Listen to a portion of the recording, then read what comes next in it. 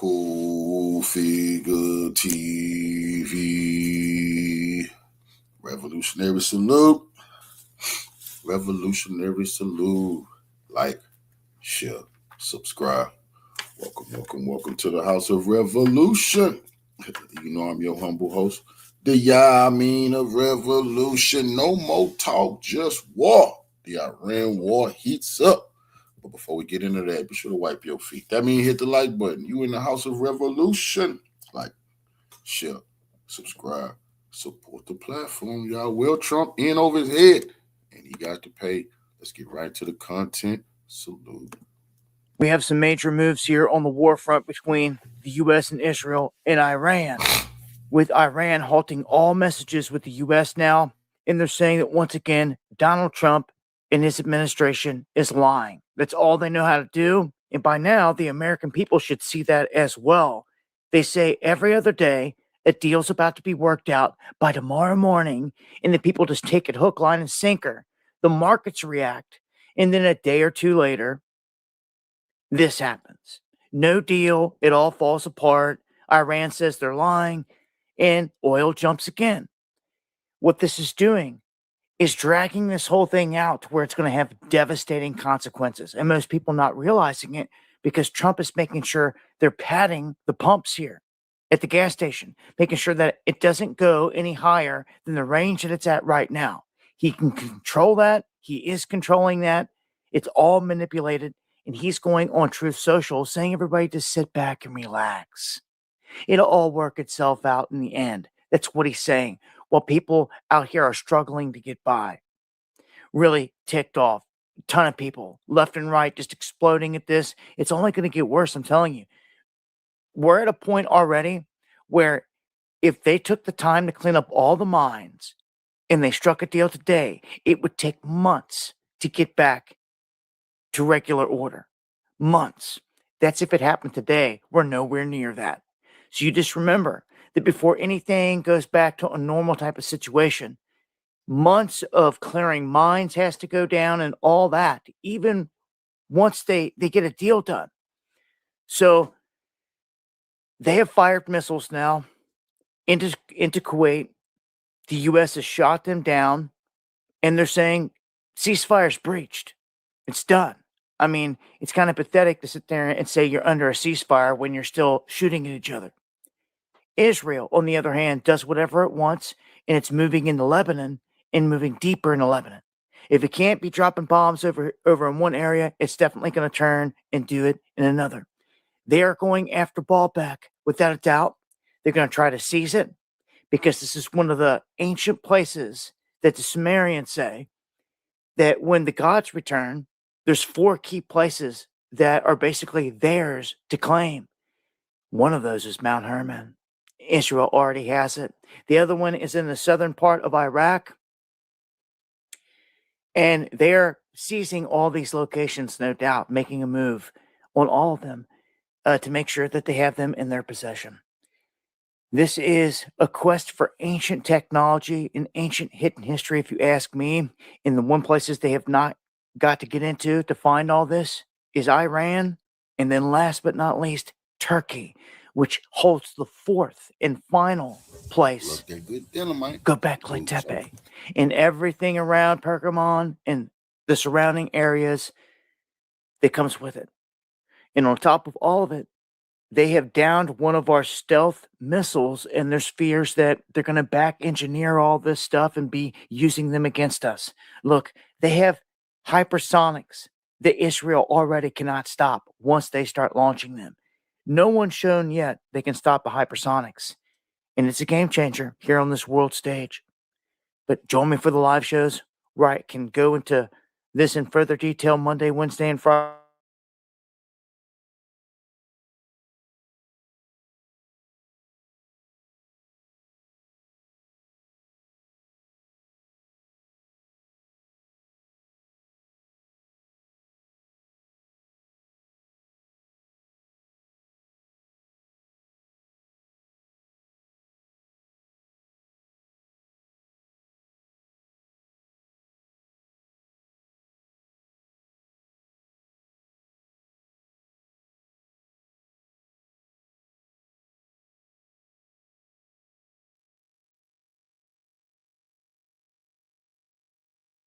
the tip of Oman And the U.S. military now says overnight it intercepted 2 Iranian ballistic missiles targeting American forces in Kuwait, adding, though, that no American personnel were harmed in this. This comes as the U.S. says that it hit Iranian military sites overnight in defensive attacks. We are seeing new footage of missile launches broadcast from Iran today.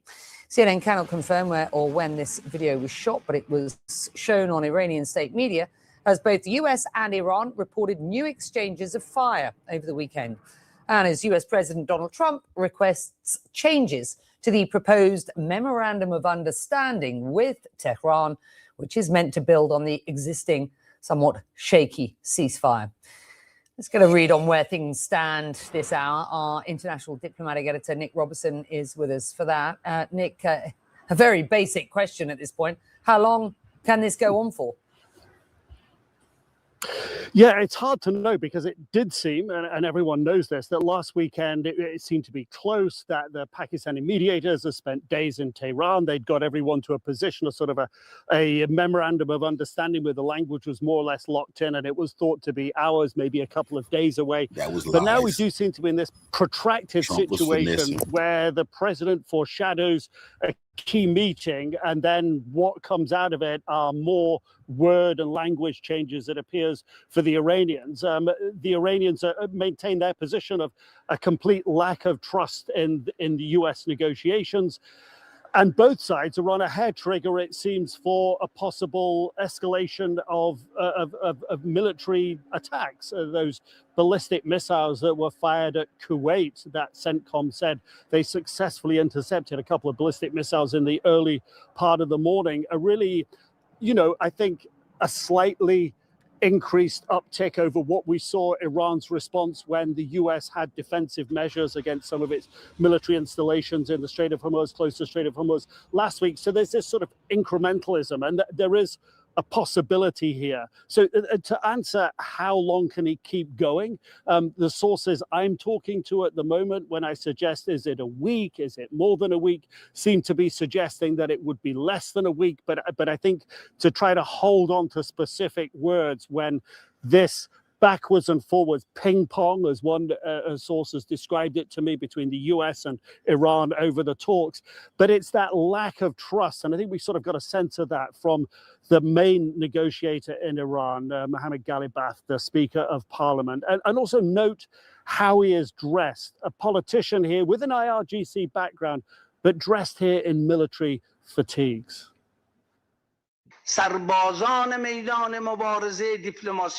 The soldiers on the diplomatic front have absolutely no trust in the enemy's words and promises.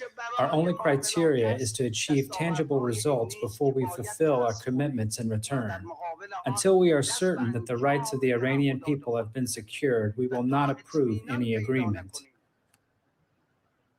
So when you have a politician like that dressed in military fatigues, it's all part of the symbolic and positional messaging that's going on here. And Iran's key lack of trust and faith in the United States is, will it follow through? And it wants these commitments to be stood up more boldly, if you will, it appears, on war reparations, money for war damage, frozen funds to be released. And they don't want to get dragged into a public debate and put out publicly what's being said or not behind closed doors about Iran's position on its highly enriched uranium and its position on enriching uranium going forward. And that's why I think there's so much secrecy around what's going on. The President Trump doesn't want these details out there because he doesn't want to be seen to be giving Iran an easy time or a lot of money associated with whatever deal comes through. And we're stuck in that. But so best estimate to your answer, I'll go back to what the source said a little while ago. Maybe we're looking at a week or so. Joining me now to discuss more about this, CNN Global Affairs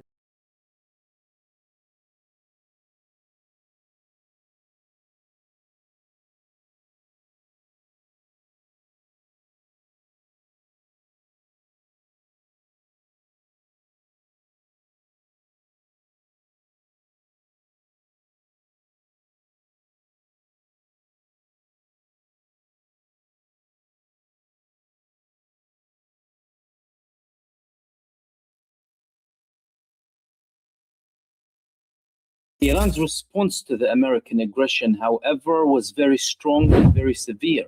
They targeted the base that was used to launch this drone from, and we had a couple of videos posting a missile being launched from Iran towards that area.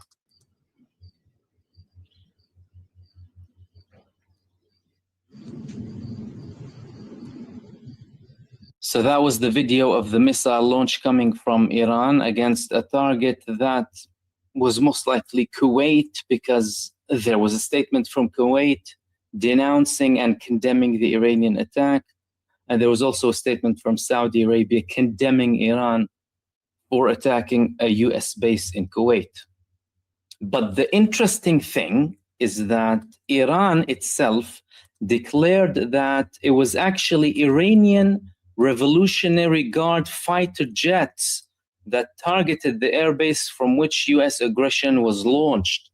So not just with missiles, but with their fighter jets too. Listen to this. IRGC targets an airbase from which an American attack on communications tower on Sirik Island in Hormuzgan province was launched. They warned in a statement that if the aggression is repeated, the response from its air force will be completely different. Again, we thought that they no longer had air force, but it looks like they still do. The IRGC stressed that full responsibility lies with the aggressive American regime that kills children. So an air force attack from Iran, a missile attack from Iran against that base, we're clearly seeing a pattern of escalation coming here from the United States and from Iran too. Where are the talks going exactly?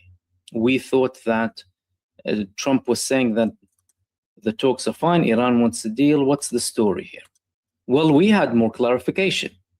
Iran today, they said that Lebanon is an essential part of any agreement to end the war.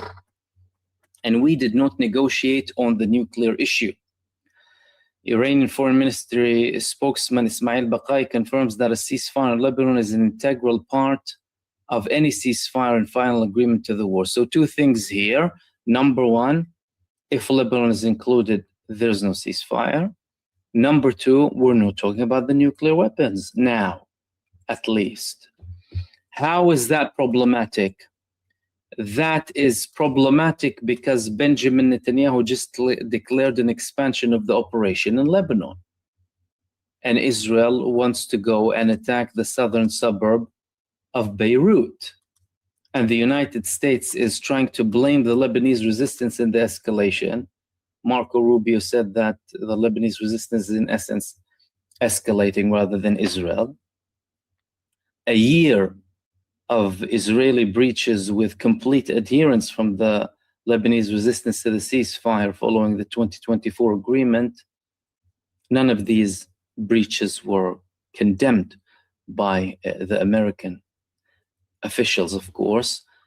And the Lebanese side telling them, the head of the Lebanese parliament said that Israel is responsible for the ceasefire first. What do you want? A one-sided agreement?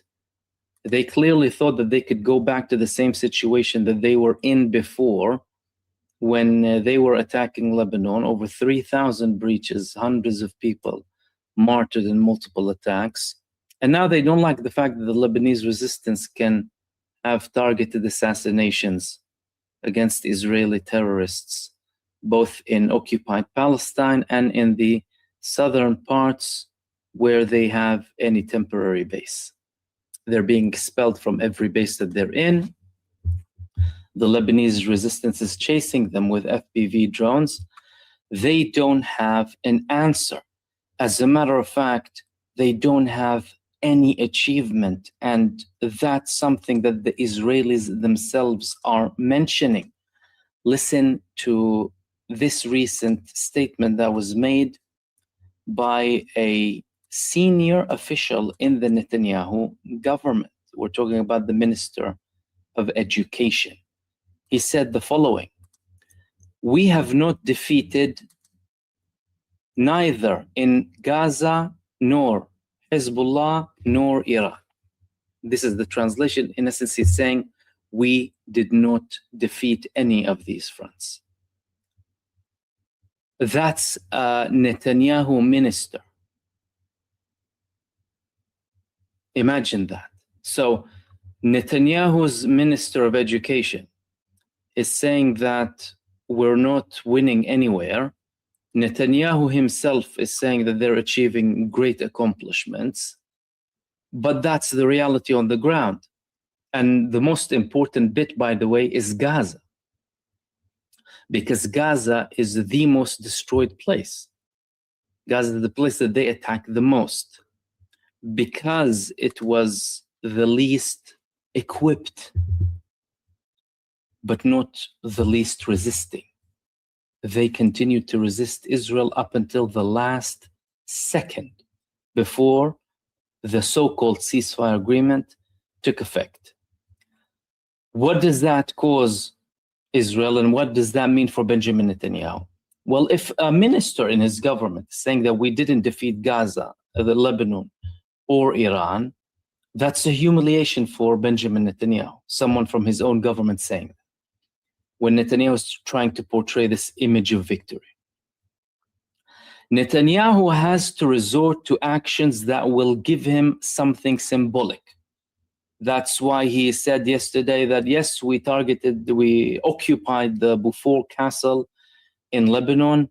We achieved great victories in Syria and in Gaza, but there's more work to do, and we are able to do that.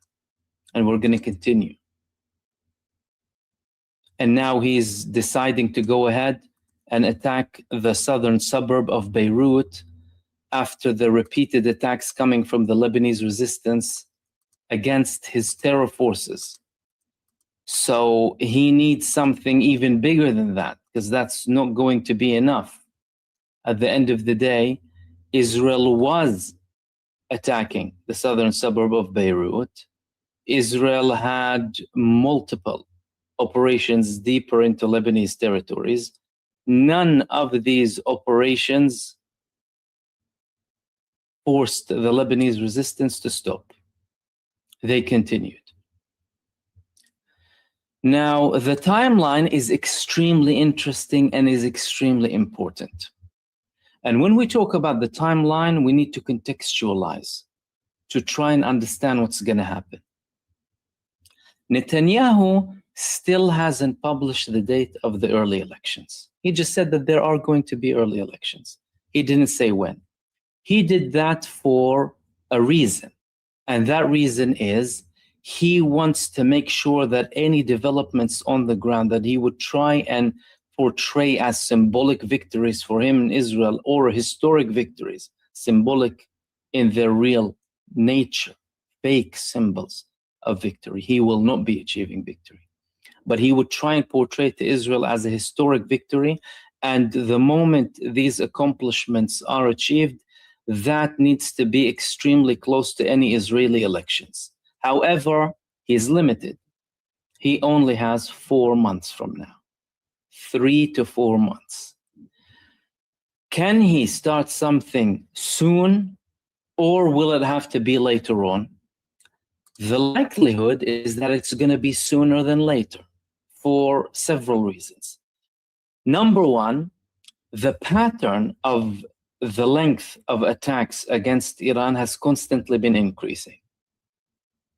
So when Iran responded in True Promise 1, it was a one-day attack. True Promise 2, a one-day attack. When Israel had these aggressions, one-day attack, one-day attack.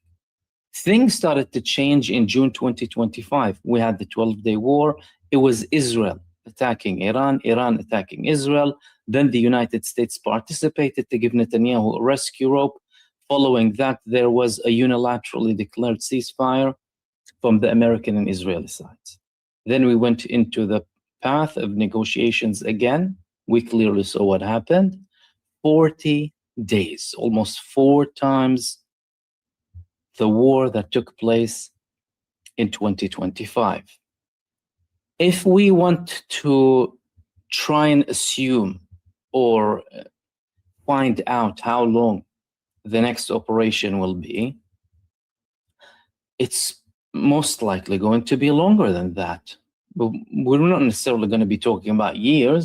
Trump is not in a position where he wants years-long wars, but the people that are pushing Donald Trump, including the major mouthpieces in the United States, people like Mark Levin, that Trump was suggesting people, advising people to watch his show yesterday, were saying that Donald Trump needs to finish the job until they completely eliminate Iran, in essence. That is a much riskier adventure than anything that the United States has done before.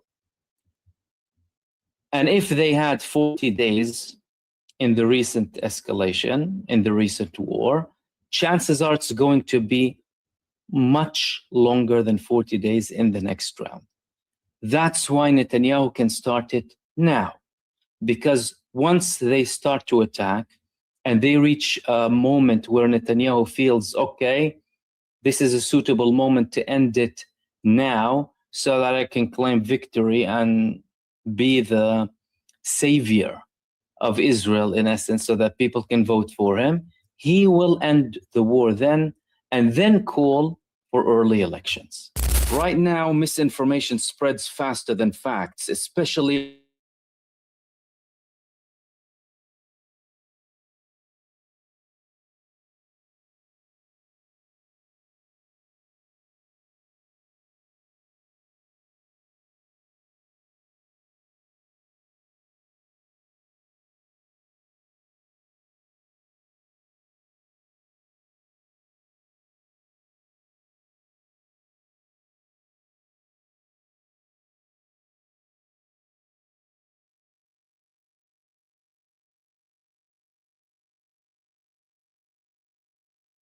Donald Trump is panicking as Iran once again has successfully targeted a United States air base in Kuwait following the United States launching strikes against Iran throughout the night into the early morning hours. The United States and Iran were exchanging fire. This is a fake ceasefire, as I've said before, intended for Donald Trump's market manipulation. Let me tell you what's going down. So we learned that there were missile and drone sirens that were activated in Kuwait, according to a release from the Kuwaiti army. Kuwait's air defenses were engaged in a large wave of Iranian missiles and drones. The Kuwaiti Defense Ministry told the public, remain sheltered in place, remain sheltered in place. Iran then said, oh, we hit the target that we were aiming for right there, that U.S. air base in Kuwait, because they said that the United States was using that air base to strike Iran, and that there was these outbreaks of this war that's been taking place, totally covered up by our media right here. The U.S. had to admit what it was doing. Here's what went down. Iran's Mehr news agency released a statement from the IRGC following these back and forth strikes. Here's the statement from the IRGC. The origin of the aggression against the Sirik Island telecommunications tower was targeted following the recent aggression by the invading U.S. Army against a telecommunications tower on Sirik Island in the Hormuzgan province. The IRGC Aerospace Force fighters targeted the airbase from which the aggression originated, and the predicted targets were destroyed.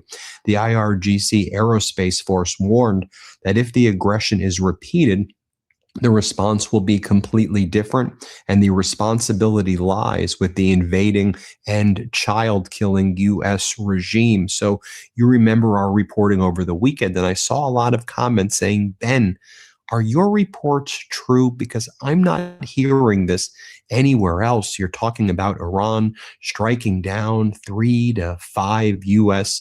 Aircraft, an MQ-9 Reaper, another MQ-9 Reaper, an MQ-1, that there were 5 Americans who were injured on this Kuwaiti airbase 48 hours ago. Why aren't we hearing this anywhere else? Because our corporate news is regime media and they're covering up most of the stuff. That's why. And so this telecommunications tower has been used by Iran, among other things. They've been able to successfully track these F-35s and these drones.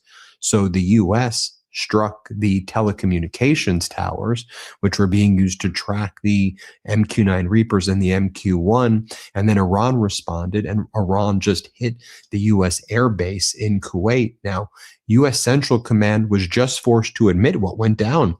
CENTCOM announced that over the weekend, it carried out what it refers to as, quote, several self-defense strikes on Iranian air defenses, radar, command and control sites, and one-way attack drones in Guruk, Iran, and Keshem Island.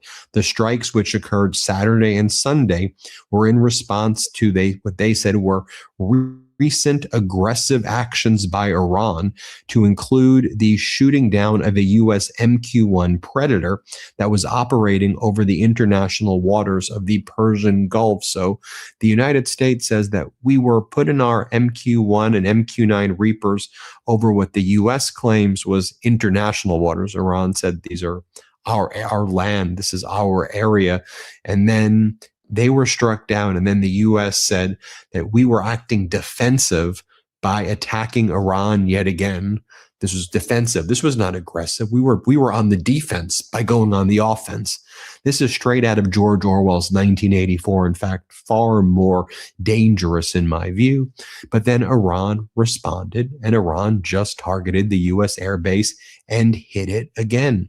Meanwhile, you have all Donald Trump's weirdo MAGA propagandists like Laura Loomer saying, it's time to finish the job. The back and forth is getting boring. The back and forth is getting boring. You know, the American people are suffering right now as a result of this catastrophic war. And people across the world are suffering. And the Trump regime and Netanyahu have engaged in terrible war crimes in Iran, in Lebanon, genocide in Gaza. I mean, did you know that in the past 24 hours, 41 people were killed and 140 people were wounded in Israeli strikes across Lebanon on Saturday, which frankly should be called U.S. and Israeli strikes across Lebanon because Trump is green lighting this. According to Lebanon's health ministry, Israeli attacks have killed 3,412 people and wounded 10,269 others since Israel escalated its assault on March 2nd. And we've seen amongst these 41 people killed and 140 wounded, children, mothers, lots of innocent people. And again, that doesn't get any attention at all. That's right by the city of Tyre or Sur. And it is just beyond fathomable what's going on there every single day. And so Kelly Myers, reporter, she tried to ask Hegseth a question. She was there with Hegseth. Hegseth was on this Asia trip, the Shangri-La trip, and he was coming back and he was being asked these questions. And she goes, I tried to ask Hegseth about this when he deplaned at JBA, but no comment as he walked to his car to leave. This is what we're learning now. We reported on this 3 days ago. 5 U.S. national service members and contractors reportedly injured by, quote, falling debris from intercepted Iranian missiles on the Ali al-Salam air base in Kuwait. Falling debris. They think we're the stupidest people. I'm sure that's what happened. It was the falling debris. No, what happened was the U.S. targeted Iran. Iran responded. They hit Ali al-Salam. Our service members who were at this airbase, once again, were not protected because this Trump regime is utterly incompetent, and 5 people were seriously injured at least. And it's probably more than that because the Trump regime covers up everything.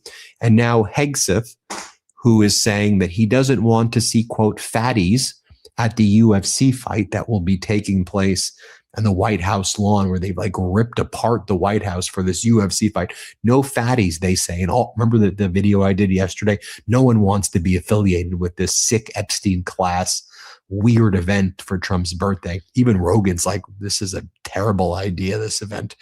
But Hegseth refuses to answer a very basic question about that. Now, Iran's leadership, they're issuing numerous warnings right now. You have Iran's main spokesperson at the IRGC saying, if Netanyahu does not stop his genocidal war in Lebanon, the collapse of the American economy will begin in June. Now, you may be like, well, what does he know about the American economy in June? It's IRGC. That's IRGC propaganda. No, one of the top Exxon executives said that if this catastrophic war is not resolved by Donald Trump in the next week to week and a half, we will see the biggest oil shock ever, because we've hit that point where we've tapped into our oil reserves, and the oil reserves that we've tapped into will now hit this critical threshold level where all of the prices of gas will be forced to be raised significantly. The price per barrel will now hit 180 to 200 because the reserves will kind of tap out at this critical level. And then you'll be seeing $6, $7, $8. You'll be seeing gas lines. We're very close. I've been warning about this. The Exxon executive finally said it. And it's why it's important that we track what's going on and not buy into all of this propaganda. I mean, remember the propaganda yesterday morning? The propaganda yesterday morning is there's this outlet that's called Iran International, which makes you think they're an Iranian, that they're in Iran, but they're Iranians who left Iran that have Iran International. And they did an article that said Iran's president, Pezeshkian, offers resignation, citing total takeover by the IRGC commanders. Well, you have to look into what Iran International is. It's an Iranian dissident news network that was received. It was reported that it received lots of funding from Western sources or the UAE or others. And then we know this is false. The Iranians came out with a statement. The rumor mongering by the disreputable foreign network is a continuation of previous ridiculous media games. They have published their own wishful thinking in place of reality. President Pezeshkian will not retreat from serving the people, just as the Iranian nation will not step back from the path of solidarity and resistance. They will take their wish to shatter the unity of the Iranian nation to the grave. Another Iranian leader wrote, to ward off the evil of the child-killing regime and to liberate the dear people of Lebanon from their current lamentable situation, we must first, Iran, in coordination with the resistance groups in the region, must take action against the bloodthirsty Zionist regime. Second, the Bab al-Mandab Strait must be closed. And third, the skies over the capital of Israel and the region, the Emirates, must rain down stars. And then you had the foreign ministry spokesperson take a photo with the IRGC spokesperson showing the political side of Iran is united with the military side of Iran. And they said, for one nation, for one country, for one goal, ready for any situation, field and diplomacy side by side. If you make me armor clad for the play of blades, if you gird my waist for the making of peace, to whatever you show me, hot and cold, I am receptive. From reconciliation to battle, come with me, whatever you have of sword and cup, for in both of these I have a full hand. Now, I'll just show you in terms of the media manipulation. You had Barak Ravid of Axios also last night.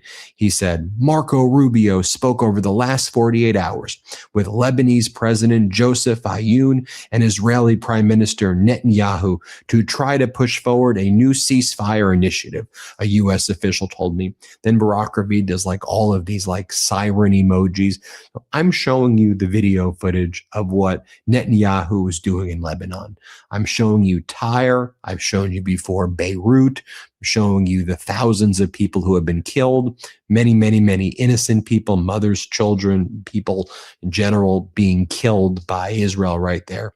And then so over here, when you try to read basically all of this, whatever this gibberish is, basically, it says that, that Israel was demanding that in Lebanon, Hezbollah stop first. Otherwise, Israel's going to keep on going on. And they blame Lebanon. Lebanon, this is your fault. And then so basically after all of this, the story is Rubio was not able to get a deal because the Trump regime can't do a deal with anybody. Look at Barack Ravid's reporting on Iran. I tracked all of this starting on March 9th, 2026. Are you ready for this? March 9th, 2026. Trump says Iran war will be over very soon. March 13th, 2026. Scoop. Trump claimed in G7 call that Iran is about to surrender. March 23rd, 2026. U.S. negotiating with senior Iranian official. Trump. March 24th, 2026. U.S. awaits Iran's response on peace summit as Israel watches warily. March 25th, 2026. White House downplays reports Iran rejected Trump peace proposal. March 27, 2026. Rubio tells allies Iran war will continue 2 to 4 more weeks. April 5th, 2026. Trump to Axios. Iran deal possible by Tuesday. Otherwise, I'm blowing everything up. April 15th, 2020, April 11th, April 10th, 2026. U.S. and Iran inch toward framework deal to end war, U.S. officials say. April 12th, 2026. Scoop. U.S. considers $20 billion cash for uranium deal with Iran. April 12th, 2026. Trump tells Axios he expects Iran deal in a day or two. April 26, 2026. Iran offers U.S. deal to reopen Strait, but postpones nuclear talks. May 23rd, 2026. Exclusive. Trump says he's 50-50 on Iran deal decision by Sunday. May 23rd, 2026. U.S.-Iran deal to end war will be finalized shortly, Trump says. Also on May 23rd. Exclusive. What's inside the Iran deal that's close to signing? May 24th. White House said Iran deal could take days. May 28th. Scoop. U.S. and Iran reach deal but needs Trump's final approval. May 28th. Vance says U.S. and Iran are very close to a deal. May 29th. Trump's team to decide on Iran deal. I mean, do you get the point? I mean, it's this over and over and over again. The propaganda, the flooding, the deluge is just next level. And I'll share with you this. MB Ghalibaf, Iran's parliament leader, also issued a statement, and he was with the other kind of parliament leaders today. MB Ghalibaf said, in the new phase of the war, the enemy, through economic pressure and media campaigns, seeks to create division and destroy the country's cohesion in order to compensate for its military defeat and force us to surrender. What a vain delusion. The great and history-making nation of Iran knows today that they stand at a sensitive and historical juncture that future generations will envy. They are resisting against a bloodthirsty and murderous enemy that is determined to destroy Iran and Islam, so that the Iranians of future years will be proud of their fathers and mothers. The most important factor for victory in this war is cohesion and unity. What has caused the enemy's retreats alongside the military power of the combatants is the steadfastness of the people and their unity against a ruthless enemy. This secret to victory must be preserved. So that's what they're saying out of Iran. Donald Trump's posting. The New York Times wrote a story today entitled, "The Trump Administration Sees Striking Exodus of Legal Talent as Though It's a Bad Thing, when actually it's a good thing. The people that are leaving a radical left deep state lunatics." Or Donald Trump posted this before. Fake news CNN today routinely that my Iran nuclear deal doesn't talk about nuclear, when it actually states very clearly that Iran will not have a nuclear weapon. It then goes on in very strong and lengthy detail to discuss various other aspects of nuclear. In fact, that's what most of this agreement is about. CNN and so many others in the fake news media is a low ratings disaster. Even with new ownership, it is unlikely to even get any better. Donald Trump trying to have his oligarchs take over CNN in this merger. I'll also note that Iran has restored gas production at 3 South Pars offshore platforms after those U.S.-Israeli strikes, which the U.S. like, oh, it was just Israeli. Iran resumed gas production at 3 offshore platforms in South Pars, the world's largest natural gas field, after Israeli strikes on onshore processing facilities in March forced output to halt. The CEO of Pars Oil and Gas Company told state media on Sunday.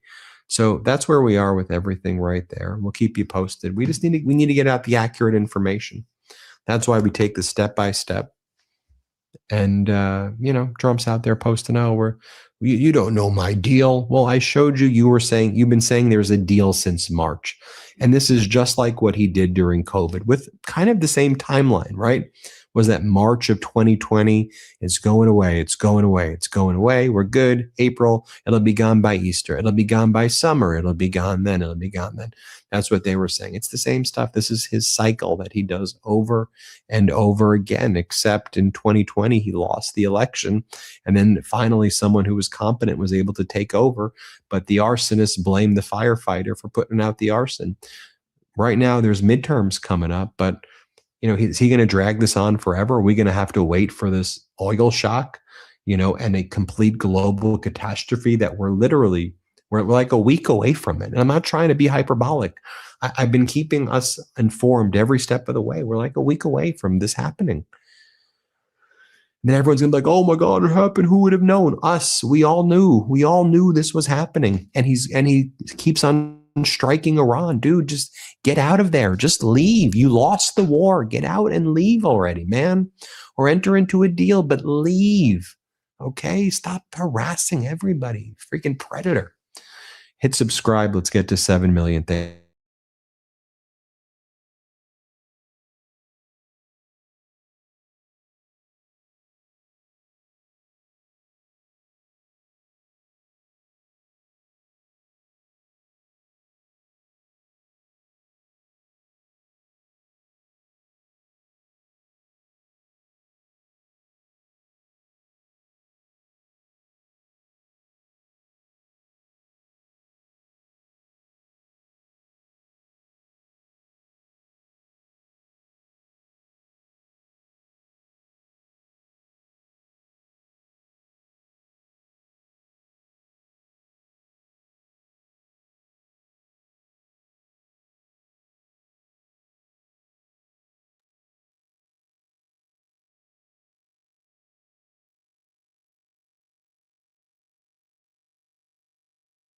Give Trump credit for what he's doing here. They shut down the straits.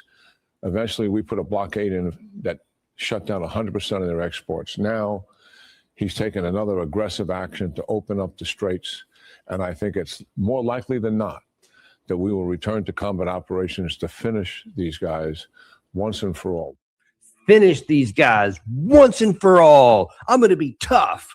I'm going to be hard, and I'm going to show them a thing or two. I am sick and tired of that kind of hubris and arrogance and pomposity. I'm tired of it. You can see I'm a little bit aggravated this morning, early on a Monday morning. It's not supposed to be like this. Maybe I need to just get it off my chest, and so that's why we're here. But I see this so many times, and so many people say that phrase, finish the job, trying to encourage President Trump to go back to war after we started this ceasefire after roughly 40 days of war. And they're saying, you know what, let's just go back and just take care of them, man. Just drop a bunch of bombs and that'll finish it. I'll tell you one of the reasons why I'm so aggravated, not just because of the physical evidence that that's not going to work. That's enough. But what's more aggravating to me is that all the people who say this, they never do what is required logically and rationally. Explain how that's going to work. And it's not just Jack Keane, even though we show him a lot. I probably could have had a half a dozen videos of just him over the last month or so. But of course, it's also guys like Lindsey Graham. Graham urges Trump to finish the job with Iran after he coordinates with Benjamin Netanyahu. Whose interest do you think he's interested in? It's not just Jack Keane. It's also a lot of organizations. Here is from the AEI, American Enterprise Institute. Finish the job in Iran. FDD, Democratic Democracies. I always forget what that is. FDD, finish the job. Why half a war with Iran is the most dangerous outcome. Yoav Gallant, former defense minister for Israel. You see continuing connection here. Finish the job. Then you have all kinds of other individuals here. Mike Pompeo, finish the job. Keith Kellogg, finish the job. Trump warns himself, Iran, I will finish the job. And then there's also the newspapers, Wall Street Journal, finish the job. New York Times, finish the job. Washington Post in there. Only military action will Well, I guess they didn't get the memo on the actual phrase, but you get the idea. They continued to say the same sorts of things. What is the common theme here? A lust for war. Now, there should have been some sobering up of this. I mean, it's like a bunch of dudes go to a frat party or some kind of a big shindig in a bar on a Friday night. They all get sauced up. They all make a lot of comments and brag about any number of male hormone-induced things, and then they wake up Saturday morning and now they got a hangover and they realize none of the stuff they said last night they could do. Oh snap! Then maybe we better walk some of this back. That's what normally happens when you're too arrogant and you're too full of yourself and you talk a bunch of smack and then you can't back it up. That's what has happened here, except profoundly more important than some stupid hangover. Here, these guys, and especially Jack Keane, just lobbied, and Jack Keane and Lindsey Graham in particular. I mean, those are the two biggest cheerleaders for Yoav Gallant and Benjamin Netanyahu in America, although there was a whole bunch of others, Keith Kellogg being another. But these guys were all in the weeks and months before this war started, we're begging Trump to go. How many times did you see the other phrase? There's another phrase that was going around I could have used a lot, which was, they're weaker now than they've ever been. Remember that one? That one was kind of a whole bunch in January, really from December of last year all the way up through the start of this war. Some have even resurrected it again here of late. I think Keith Kellogg was the one. They're as weak as they've ever been. And all this stuff we've done to them, just got to push a little bit harder, using the same logic that failed here. Now, you should have just said, okay, Jack Keane, Lindsey Graham, Trump listened to you. He did exactly what you suggested on the 28th of February, despite having a golden opportunity for a negotiated settlement that would have been a profound victory for him. Forget about that, though. He didn't listen to the negotiators. He didn't listen to diplomacy. He listened to you. And what did we get? We got 40 days of failure. Never in the 47 years of the history of Iran had they had physical control of the Strait of Hormuz that put a chokehold on it for the entire global energy system. Had never happened until we chose to listen to these guys and we started a war. What else happened? Did we decapitate the regime? Nope. We assassinated their supreme leader and a whole bunch of others, generals and diplomats, all kinds of people. They replaced them. And one of the reasons they replaced them, folks, is because Iran is not stupid, even though apparently they think these people like Jack Keane and all these others think that the American people are stupid. The Iranians aren't. And so they saw the winds of war, the drums of war beating. They knew what was coming. They already had plans. They promoted them. They put them in public and said, hey, listen, if we get killed, because they know how the Israelis operate. They know that they love to assassinate people because they'd had a bunch of people assassinated and from the United States. Trump himself, of course, had assassinated Soleimani in 2020. So they knew that what was coming. And they had a plan, an action plan that said, we've got 3 or 4 levels deep on every position. So if you do take some of us out, there's just the next guy stepping in there because we have a governing system. It's not a cult of personality like maybe with Saddam Hussein. This is the system that was in place that would outlive everybody, and they had a plan for it. And just like they said, when we started assassinating these people, the plan went into effect, and people just took the next position, and the government continued to function without pause. So we didn't get regime change. The other things that were said, we're going to destroy their Navy. We're going to destroy their long-range missile capability. We're going to destroy their ability to support their proxies. And, of course, we're going to destroy their nuclear weapons program, even though we already had done that allegedly last year. But whatever, that's what they said. All those things. What did we accomplish? The regime is still in place. Most of the same leaders are still in place. We even replaced one Khamenei for another. But the president, Pezeshkian, is still in power. The foreign minister, Abbas Araghchi, is still in power. The speaker of the Iranian parliament, Ghalibaf, is still in office. So we got literally none of that done. Okay, the Navy. That's the one. President Trump always shows that picture on his Truth Social of the bottom of the sea with all these Iranian ships and flags and whatever. And he boasts, I think it's 158 ships that we sank. There is truth to that. There was a whole bunch of ships dropped to the bottom of the strait, in the Persian Gulf, Gulf of Oman, all kinds of places. However, the ships that he destroyed, and they showed on CENTCOM on a endless loop of all these ships blowing up because it looks really impressive to civilians.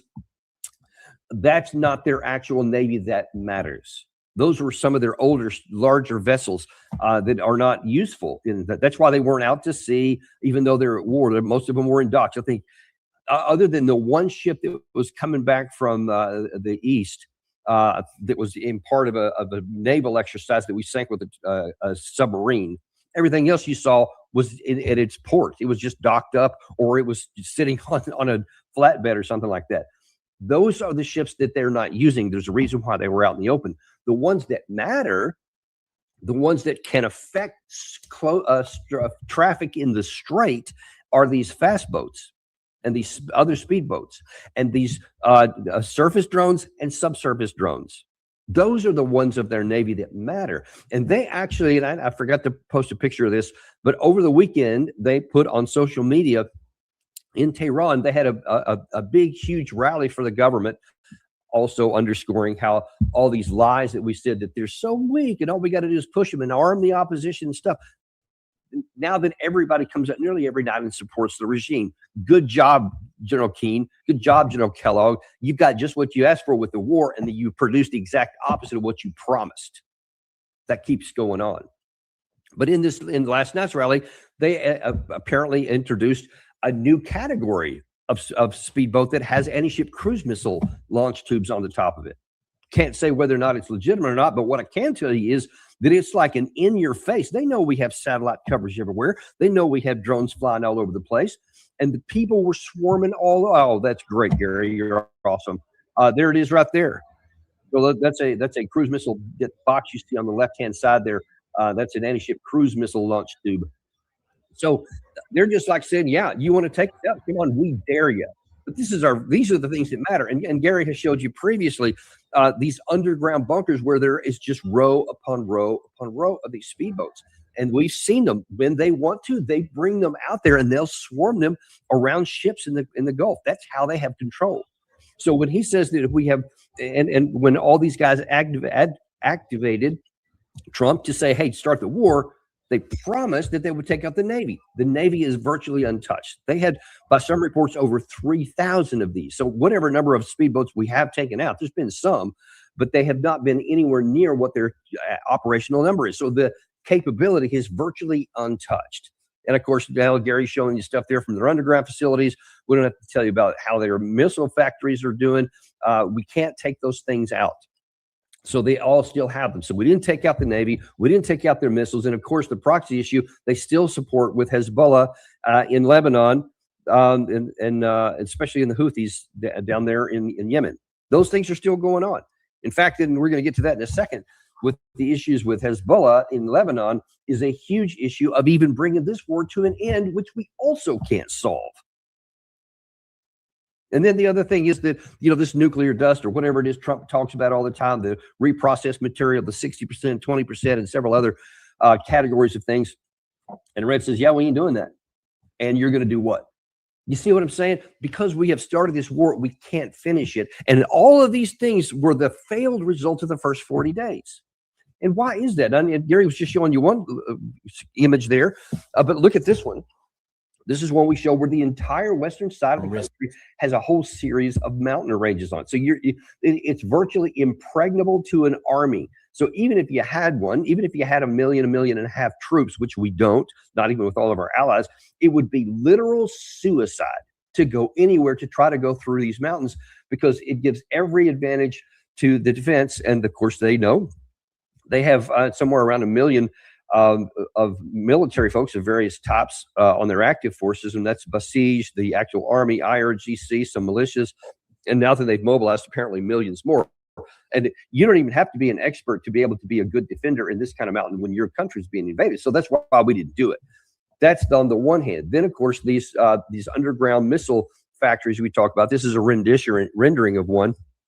And you see that's showing, this is specifically the Yazd Granite Fortress, which we have attacked multiple times and could not finish the job. We could not get through because of these mountains, you just can't penetrate that far into it. So this is, inside of one of these mountains, and you just can't penetrate into it. It's a mountain.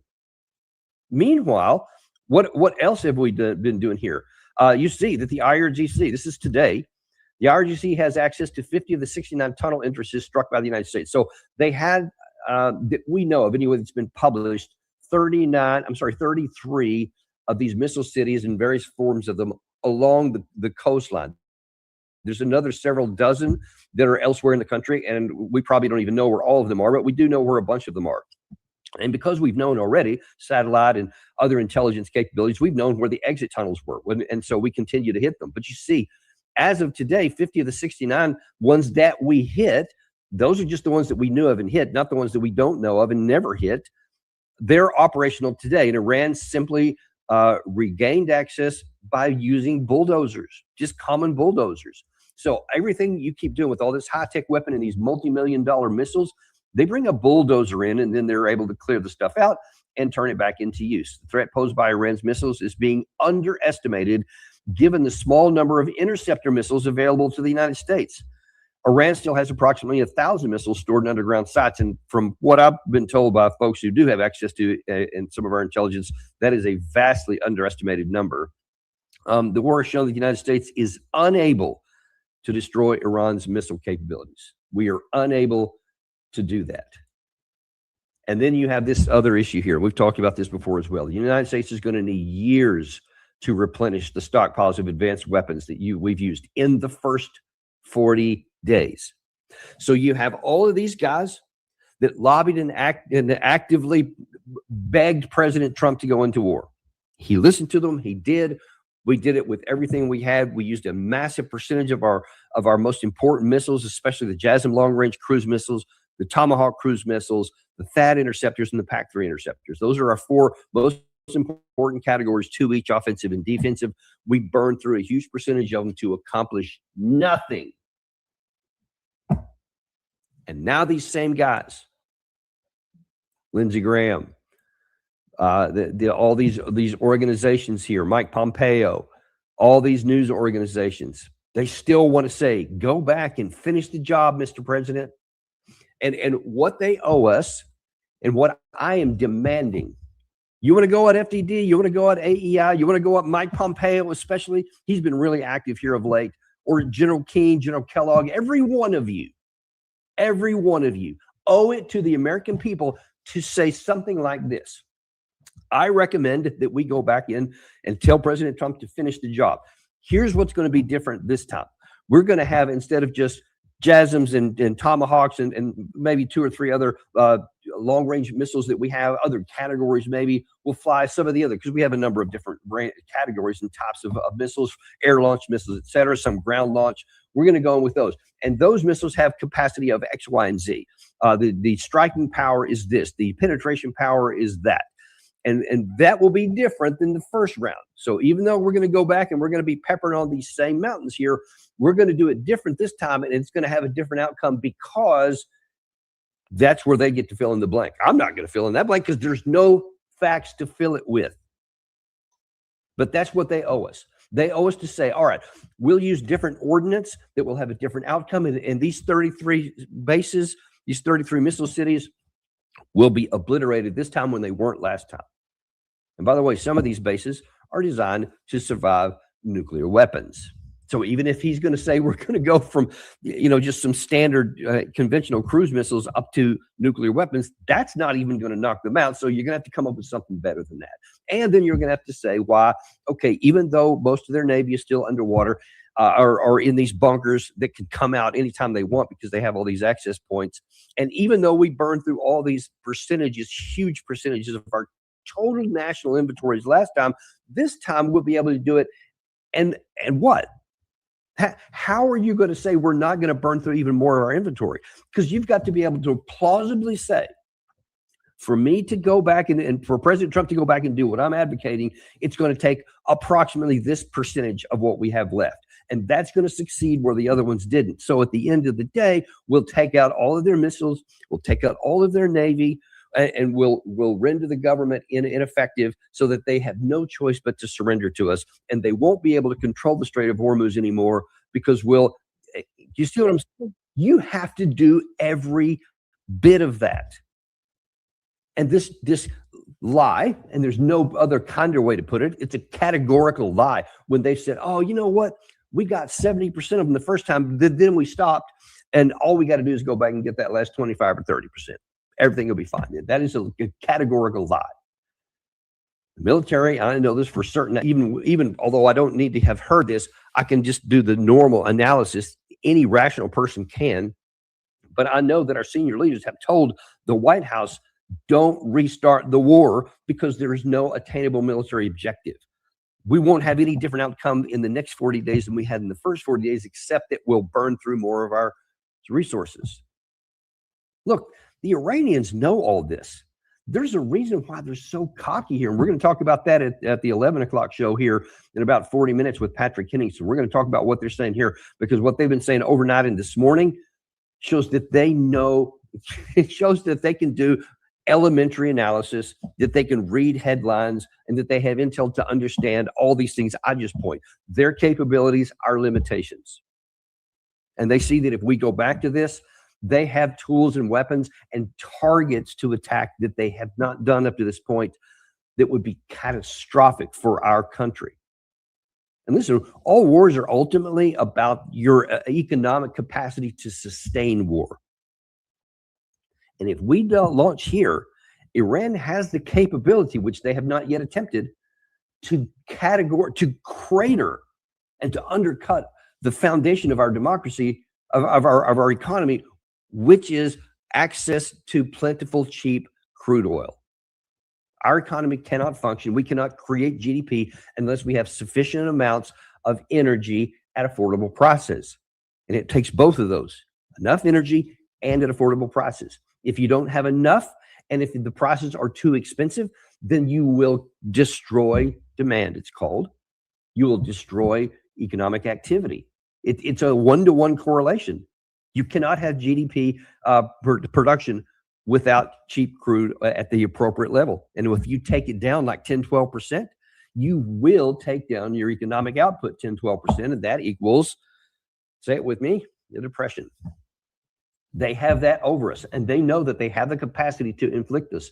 So these people, again, let's just take Lindsey Graham, Jack Keane, the AEI, FDD, Yoav Gallant, New York Times, Fox News, sorry, this is Keith Kellogg, Mike Pompeo, Trump himself, Wall Street Journal, New York Times, Washington Post, all of you folks, and the many, many, many others. There's a whole bunch of others I could have put on there that are constantly at it. Every one of you owe it to the American people how you can say militarily, here's how we can win when we didn't the first time, and here's how we'll mitigate to prevent Iran from undercutting our economy that will crater us and won't even allow us to continue to defend ourselves adequately, much less to win this war. And oh, by the way, there's this thing brewing in Ukraine and Russia, which could erupt at any moment. And we always have challenges in Asia, in South China Seas, and some other places where we have a lot of combat power, but not a lot of missile power. And that's the only thing that missile power and drone power is the two things that really matter most in any modern warfare. And we're at a crisis level of the amount of all those things. And you can undermine every single bit of that, because if you gut our economy, folks, you're not going to be able to rebuild a lot of these things in any kind of time constraint, whereas all of our major adversaries are. That's what we need to understand. So every time from now on, you hear one of these guys say, finish the job or go back to war, you cock your ear back and say, all right, now feed me, Mr. Pompeo, feed me, Senator Graham, General Keane, General Kellogg. How is this going to work? How are you going to mitigate what the Iranians are going to do? Because if you can't do those two things and you advocate to go back to war one more time when we already have a physical result that failed, and all the reasons why it will fail again that I'm pointing out to you right now, then you have just malfeasance. And you have someone who is, by their words, are sabotaging our country, whether they intended it or not. That will be the product of it. So be afraid of these kinds of people, or maybe be angry like I am this morning. Thanks very much, folks. We'll see you back in about 30 minutes with Patrick Henningsen at 11.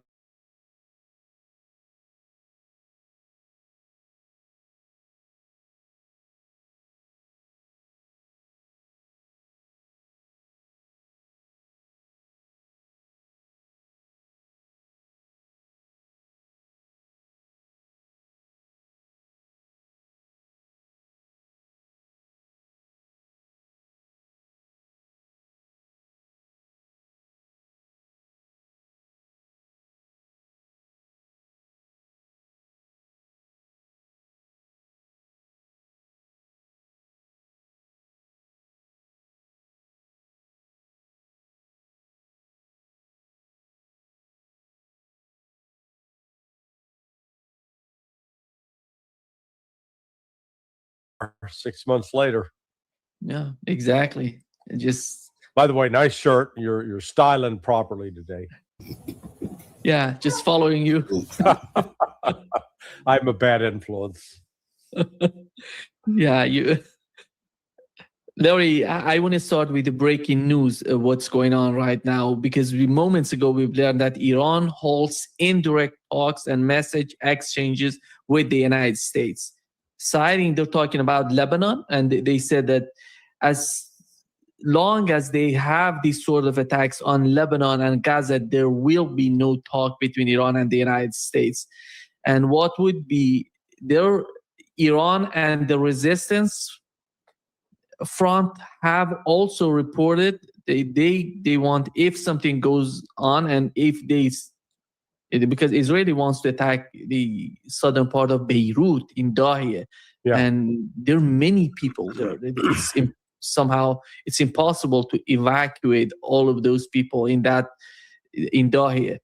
And they said, here is what Iran said about they're going to close all these choke points, the Strait of Hormuz and Bab el-Mandab, all together, and everything gonna get back to what it was during the war. But the difference right now is gonna be Bab el-Mandab gonna join, and it means that Yemen is gonna join the fight. Mm-hmm. Where are we headed, in your opinion, and what's going on in the West Asia? Well, we need to cue up the old musical. Again, this is before you were born, The Music Man. We got trouble. We got trouble right here in River City. Yeah, exactly. Yeah, we got trouble. Well, the entire, Israel has been violating the ceasefire now for 2 weeks, but it's like over the course of the last 5 days, it's gotten worse. They, because remember going back to April, was it April 14th, 15th? There was that initial ceasefire agreement between the United States and Iran. So basically U.S. and Israel stopped bombing Iran. And that was around April 7th, April 8th. And it took another 3 or 4 days before, the Iranian position was, hey, you've got to include Lebanon and the attacks on Palestinians. That's got to stop. So that went into effect. I think that held for basically like 5 days, maybe a couple of weeks, and there were some abuses, violations of that ceasefire, but it's now there's no ceasefire. Israel's back at full-blown war, full attacks on Hezbollah, and Hezbollah is firing back with missiles, rockets, and drones into northern Israel. So that war that's back on full heat. And so with Iran taking this position, linking the two.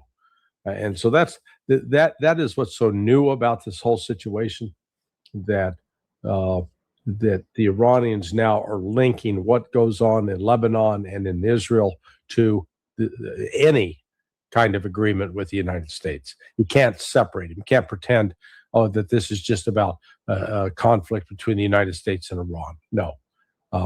The lives of the Palestinians are also, at least Iran is the only country in the world standing up, trying to do something for those people. And now maybe the Houthis will join. We'll see. Yeah. What do they have, Larry, in the Middle East if something happens between Iran and the United States? From the Iranian sources, we've learned that they have brought a lot of weapons to the Middle East, even more than what they had before the war started on February 28th. And this is one part, the offensive part, the offensive front.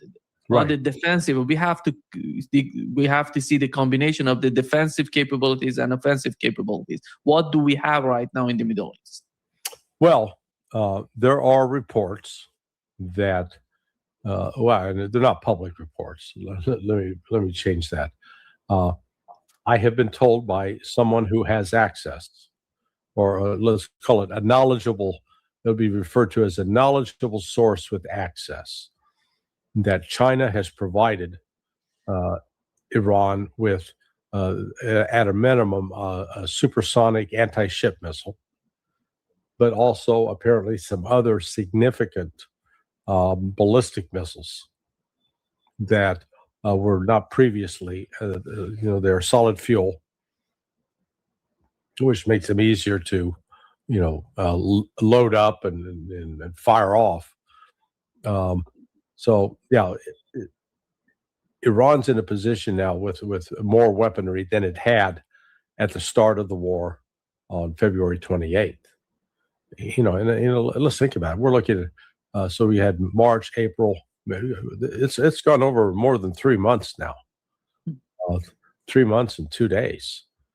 And this is, one of the things that Iran didn't do much of during that first, really 7 weeks of the war, 5 weeks. They went because it was the missile exchanges were over a course of about 5-6 weeks, and then they got into the ceasefire, but did not aggressively go after the Israeli military airfields where these various planes are based. I wouldn't be surprised now to see that in this new phase. It's going to restart. It's going to restart this week. The United States is the attacks are going to step up on both shipping in the Persian Gulf. There will be attacks, I think, on U.S. naval vessels, and we're going to see, I think, more aggressive attacks by Iran on the airfields in Israel and in Jordan. So this is, I think the lull that we've had now going back, 8-9 weeks, that's over. The question is, why does Israel need to attack Dahiya right now if the situation is going good in the southern part of Lebanon? If they're in a good position. And we've learned, Larry, from Hezbollah, they said an underground base belonging to Israel regime army. It says in this announcement by Hezbollah, in the occupied city of Tiberias was targeted with rocket fire. And it seems that 137 officers and soldiers were injured in this attack, as reported by Hezbollah. So Hezbollah is saying that they hit and inflicted casualties on 137 Israelis? 137, but it counts all in the last 2 weeks. It says 137. It wasn't just one single attack. Okay. And it says 100. Yeah, that's the number for 2 weeks, and that's why many people are asking why does Israel need to attack Dahiya if they're doing great in the southern part of Lebanon, if they're crossing the Litani River. What is your answer to that? Oh, no, I have no answer to that. It is just their idea is to kill and destroy as much as they can, and they see the Dahiya as a stronghold for Hezbollah, and therefore, for them, killing women, children, there's no such thing as civilians as far as the Zionists are concerned. So, they don't mind killing and flattening the area, just as they've done in Gaza. It is, what the government of Israel has been doing is a war crime of the highest order. It needs to be stopped, but the world is standing by doing nothing. That's unfortunately that has been typical throughout history. I mean, the Israelis. Talk about the Holocaust and that, oh my God, that the Nazis tried to exterminate them, and the world knew about it, stood by and did nothing. The Houthis, when they were attacked by the Tutsis in Rwanda, again a massive massacre, 1 million people at least. The world, sort of complained a bit about it, but didn't take any kind of action to stop it. And now we've got we're going on 2.5 years of Israel murdering Palestinian women and children, primarily, and killing doctors, killing journalists, killing aid workers. And, you know, they're allowed to show up in polite company at the United Nations. They should be thrown out. Shouldn't be allowed anywhere near it. Should be isolated. Should be treated like a plague.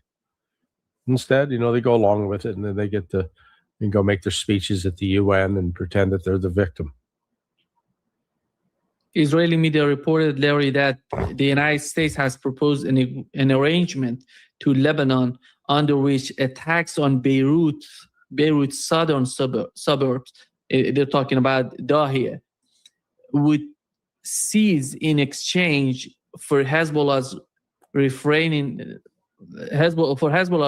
from targeting Israeli military forces in southern Lebanon. It somehow says it's just unbelievable what they're doing. You know, they're occupying the southern part of Lebanon right now. They're saying we're gonna hit Beirut and the southern part of Beirut, but if you don't want us to attack you to destroy the civilians, and you have to stop attacking us in the southern part of Lebanon, which they're occupying. Right. How ridiculous is that? Who's gonna? And Hezbollah rejected that. That's why.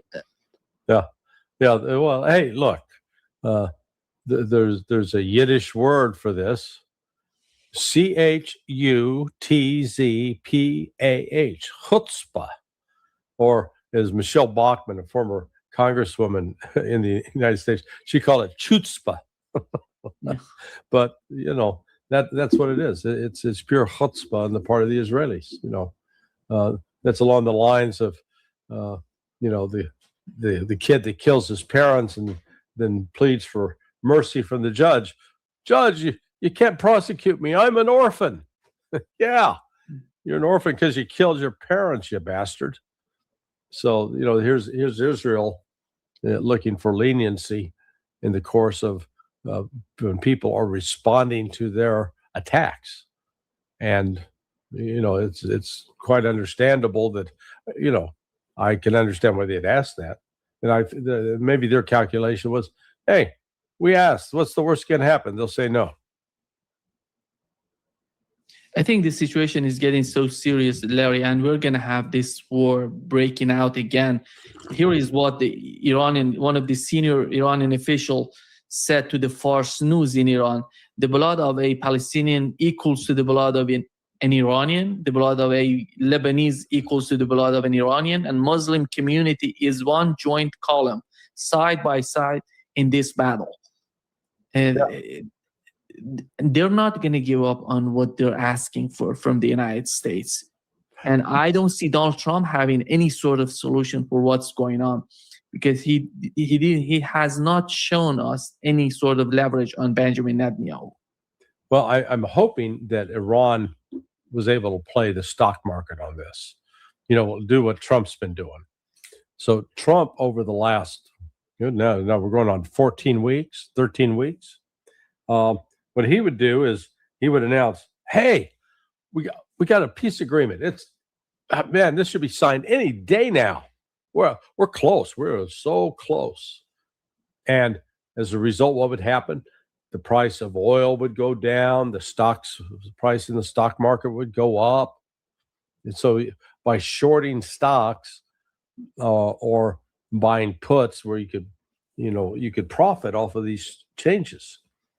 So if I'm Iran, I'd start by, I'd set up a company where you can put, invest billions and just come out and say, nope, hey, the negotiations are off. In fact, we're getting ready to deploy a nuclear weapon.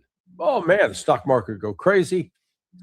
They could cash in on that, Now, I don't think they're doing that, but that would be, it's just a reminder that the other spillover effects of this conflict, that if you've been watching the U.S. stock market, it has been behaving as if there is an actual deal almost in the bag.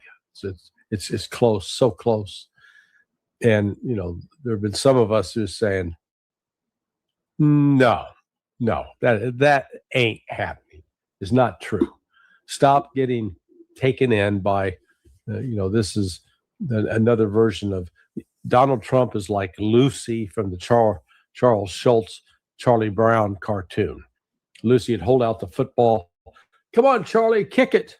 And Charlie would come running up and try to kick it. And, well, she'd pull the ball away. He'd fly up in the air and land on his ass. That's been Donald Trump. Now, 13 weeks. Oh, we got a deal. It's almost, oh, yeah, man, we're close. We're close.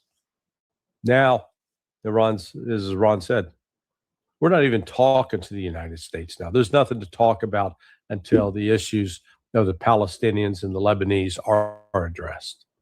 Have a nice day. I think there is no way to... Thank you for your attention to this matter.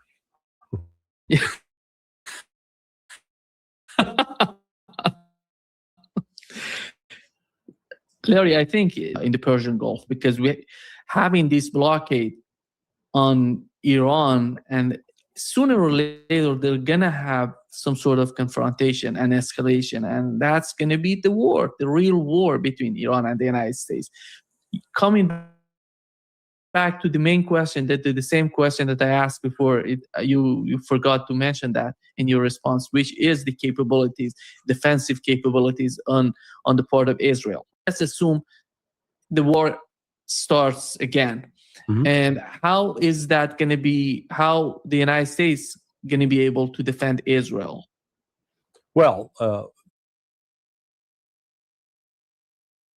defend it with what? Air defense systems, for example? With the Patriot system, we know that Iron Dome is failing, every time. They cannot intercept even these rockets from Hezbollah. Yeah, the Iron Dome is designed to intercept, let's call them subsonic rockets. It is not designed to deal with supersonic or hypersonic ballistic missiles. The fact of the matter is, neither is the Patriot missile, the PAC-3. It's not. It's proven ineffective. But let's say it was effective. The United States doesn't have enough. They have effectively run out. It's just, all we can do is public accounting, and the total number of missiles in the U.S. inventory, the most generous assumptions would put it over 6,000, about 6,400 at the end of 2025. So as of 5 months ago. Now, since then, they've probably added, again, to be generous, another 300, 60 per month, 5 months. Maybe, because the other, though, issue is China's cut off rare earth minerals, which are essential ingredients. It's like trying to bake a cake and not using any sugar or flour. You're not going to have a cake. So here's, but with that, 6,400, and then when you do the math, you got to fire 2 Patriots at a minimum to intercept an incoming threat. So that means that 6,400 is capable of defeating 3,200 missiles fired. That's assuming that all of that was retained by the United States, except we know for a fact that at least 1,500 to 2,000 of those PAC-3 missiles went to foreign governments: Saudi Arabia, South Korea, Japan, Australia. So you subtract that. Well, now we're down to 4,400, which means, okay, we can intercept 2,200 missiles. Okay, how many? And we gave 1,000 in addition to the 2,000 sold to foreign governments. We gave another 1,000 to Ukraine. So that 1,000 missiles. That means they could intercept up to 500 incoming at targets by Russia. Well, hell, just last, was it a week ago? Russia fired equivalent of more than 500 missiles on one day. So you see, the numbers just don't add up.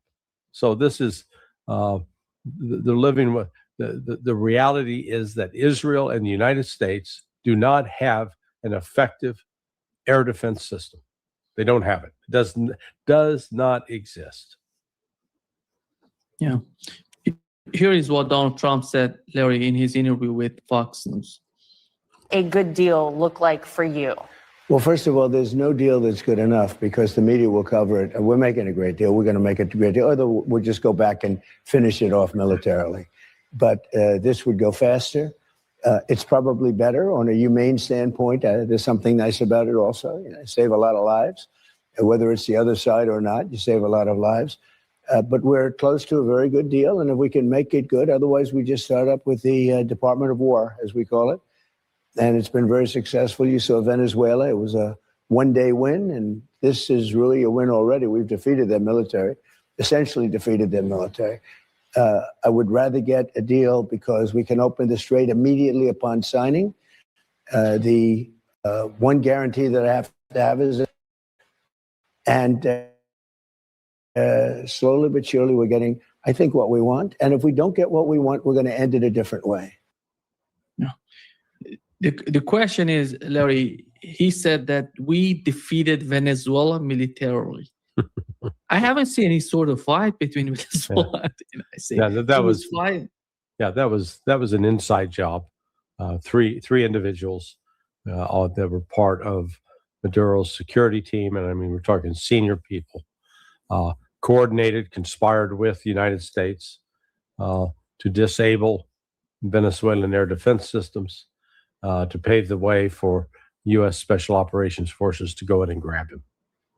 Big difference from, big difference from what's going on now with respect to Iran. This isn't a 1 day. This wasn't a 4 day operation. This is, we'll look at it's 3 months and 2 days. Started on the 28th, so you got all of March, all of April, all of May, and now the first day of June. So it is, Trump's lost control of the narrative. But do you see the Iranian position getting harder or softer? This as of today, it's much harder. They said negotiations. We're breaking off negotiations. We're not going to talk to the United States now until they come back with a serious deal, an agreement to stop the killing in Lebanon and in Palestine. Yeah, he said something in the same interview, Larry. He said the problem he has is the Strait of Hormuz. And here is what he said about the Strait of Hormuz. But that was very unpopular. As soon as I won, it became unbelievably popular. Well, we're winning Iran. It's a total win for us. I mean, we had to do it. Look, two things with it. Number one, the strait has to be opened immediately and has to be free, no tolls, et cetera, et cetera. And number two is they can't have a nuclear weapon. That's all there is. It's very simple. And then we're going to get out of there. And we don't need the strait. We don't need it because we have more. So we produce now, because of us, we produce more oil than Saudi Arabia and Russia combined ×2. Think of that. We double what they do. Add Saudi Arabia and Russia, multiply it ×2, and we're going to be much higher. We're the oil superpower, far greater than even Saudi Arabia, even Russia. Yeah, that's a lie. That's flat out not true. Or it's in terms of crude oil. The Russia and China combined produce more than the United States in terms of crude oil. The United States, if you count in all Russia and Venezuela. Yeah, well, yeah, but Russia and Saudi Arabia. That's what Saudi Arabia. Yeah.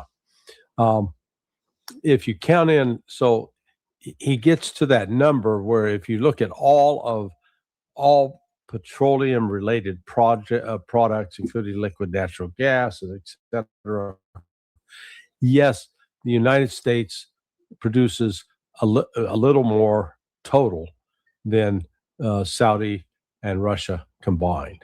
However, the United States oil that it produces is, we'll put it in terms of alcohol. I liked how this fellow that Danny Davis interviewed, Art Berman, referred to it. You got your light beer, you got your wine, and then you got your hard liquor, your tequila and your whiskey. The oil that the United States produces is light. It's like light beer. It's good for producing gasoline and maybe aviation fuel, but it is not good, and you really can't produce diesel with it. So as a result, it is true that the United States is a net exporter of this light oil. A lot of that goes to Europe, but it's a net importer of diesel. And where does it get that diesel from? Now Venezuela, Saudi Arabia, coming out of the Persian Gulf, Russia. So the United States is not energy independent, as Trump's claiming. It's in fact energy dependent on diesel, which is the most important fuel in the economy because it runs the trucks that haul the products from store to store to store. So that's where, Trump is just either he doesn't understand and he's being told a lie, or he does understand that and he's just lying himself. I don't know which it is. How serious is this Strait of Hormuz for Donald Trump? On one side, he says we have to open it up and with no tolls or any sort of fee. And the other hand, he says we don't need this Strait of Hormuz. So what it is, what's his main purpose? What's his main objective in these sort of talks? You talk to both sides, and after all, you're trying to open up the Strait of Hormuz. It's not just about Donald Trump. Here is Marco Rubio somehow begging UN to open up the Strait of Hormuz. Here's what Rubio said.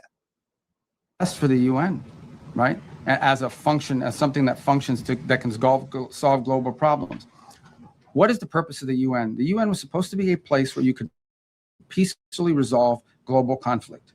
Right now, you have a country who is unlawfully, criminally, and illegally taking possession of an international waterway and blowing up commercial vessels and putting mines in the water. I don't know if people appreciate how outrageous this is, how unacceptable it is that any country would fire and try to sink commercial vessels or put mines in the water. Both of these things are illegal. And so we're going to take it to the UN. And yeah. Is he talking about the United States? Yeah. Last I checked, it's the United States is firing on commercial vessels, firing missiles into engine rooms. That's not Iran. That's the United States. So yeah, he's he should be outraged at what his own country is doing. The whole economic phenomena of it's not just the closing of the Strait of Hormuz, but it was the damage that's inflicted on the energy, and I'll call it the commodity infrastructure in Bahrain, Kuwait, Qatar in particular, United Arab Emirates, and Saudi Arabia. We don't have any reference point in history to point to about what the full consequences, effects of this are. That we have never, in the last let's say 150 years. So, or let's count that the oil, the start of oil in the world economy did it start becoming an issue like 1890?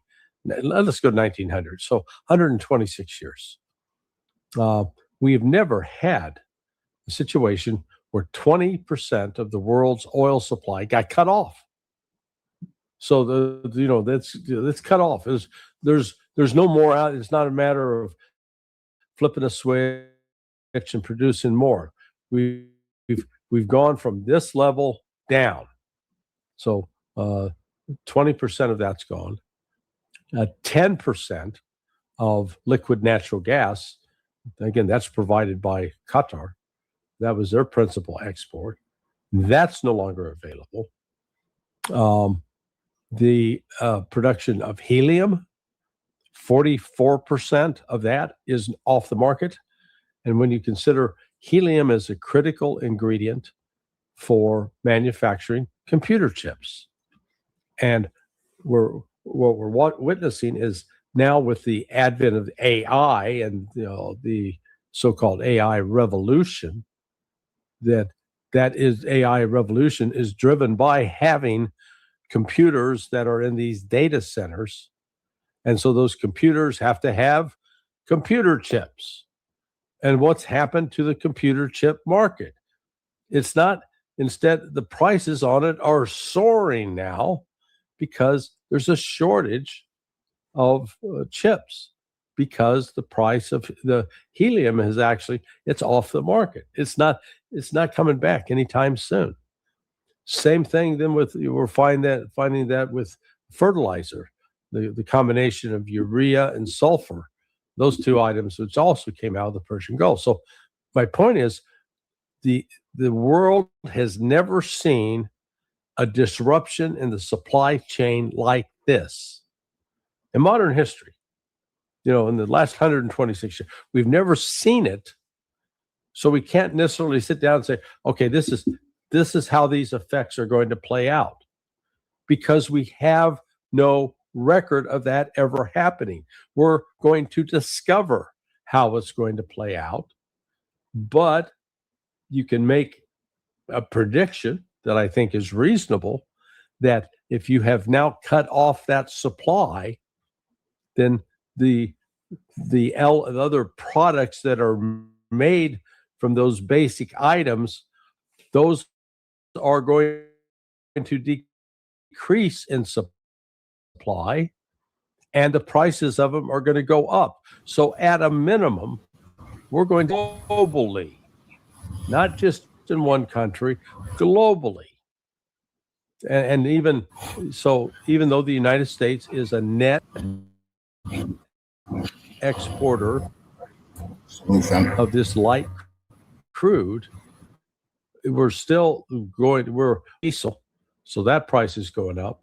And because there's a shortage of oil, even the light crude in some areas, more competition from other countries wanting to buy that. So we're looking at a minimum of both increased inflation and a slowdown in the economy, ergo what's known as stagflation. Does anybody in Israel care about what you just said?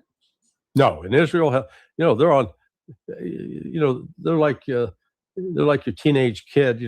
When your kids get old enough to go to college and you give them a credit card, okay, here, and then you don't yell at them about being mindful of their spending. You just let them spend whatever, and you pick up the bill. That's Israel with the United States. Israel can do whatever the hell it wants.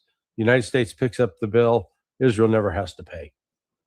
I think the message, Larry, for Lebanese and Hezbollah, from Lebanese and Hezbollah, is that as long as the Israel is in the southern part of Lebanon, they're going to hate the northern part of Israel.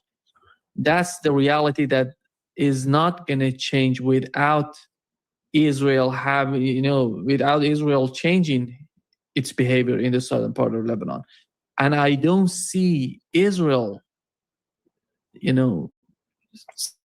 somehow changing its policies or withdrawing from southern part of the United States. Do you see any sort of willing to do such a thing or put pressure on Israel? Well, that's what Iran now has done. And I'm seeing the headlines over my computer here.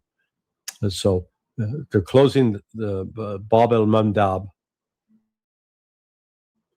They are shutting down now. They said they're going to stop all traffic coming out of the Strait of Hormuz. So up to this point, Iran was allowing ships to pass, and ships were, paying the fee.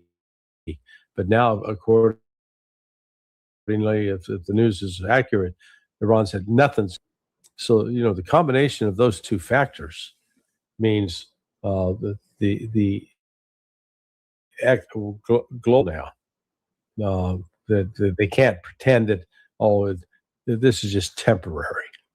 It's not temporary. So this is going to force the United States to act, to put pressure. Well, what it ought to do, I'm not sure it will, it ought to force Trump to call Netanyahu up and say, cut this shit out now.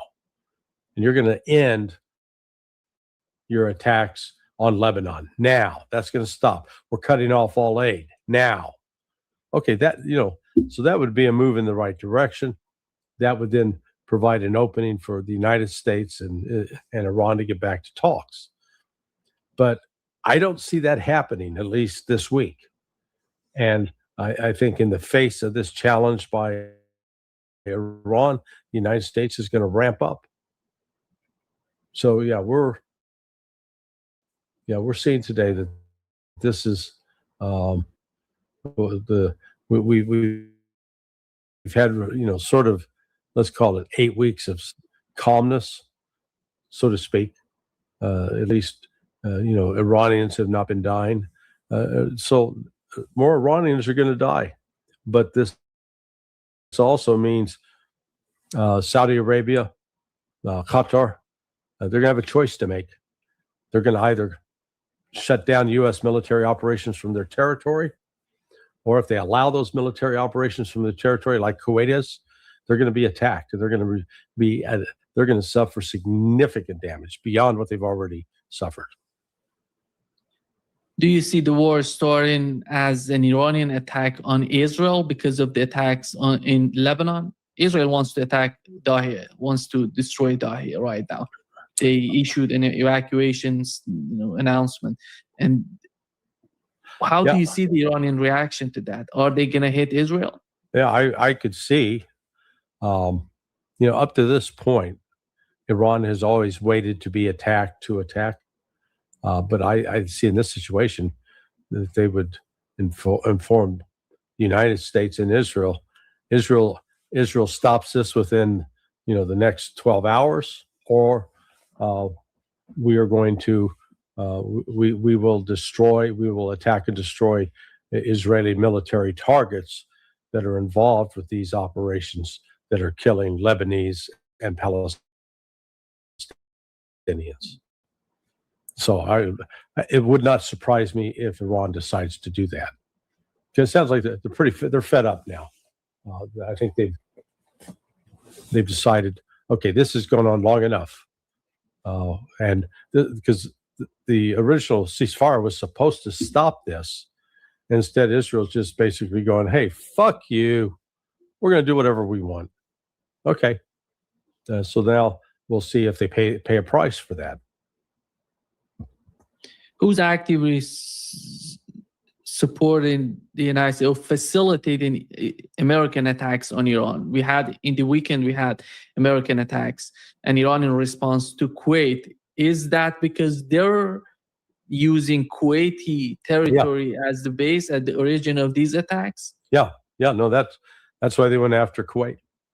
They're what do they have in Kuwait, Larry, that is different, or the other countries, Saudi Arabia and Qatar, they don't want to be part of it, or they're somehow cautious about in getting involved into this active war? Yeah, my understanding is that the Saudis have limited U.S. ability to use Saudi airfields, Prince Saud Air Base, the PSAB as they call it, in particular, for military operations against Iran. Normal hauling troops in and out, let's call it indirect stuff. Yeah, they allow that, but they're not allowing the active combat support operations. Kuwait is, and now Kuwait's getting hit. And I think the intensity of those hits against Kuwait are going to increase. Same for UAE. I don't see UAE as not showing any signs of wanting to back off or not create a provocation. So, yeah, this can be a bad week. The good news is you and I will have something to talk to Colonel Wilkerson about on Friday. Yeah. Is these rumors about UAE being involved on those attacks on Iran, is that some sort of rumor, or they were actively, involved in those attacks, American-Israeli attacks on Iran? I'm not sure how, again, I think they were more in the facilitation. They don't have a massive Air Force, so whatever participation or role they played, it was more symbolic. It was more of a gesture than it was actual substance that made a difference.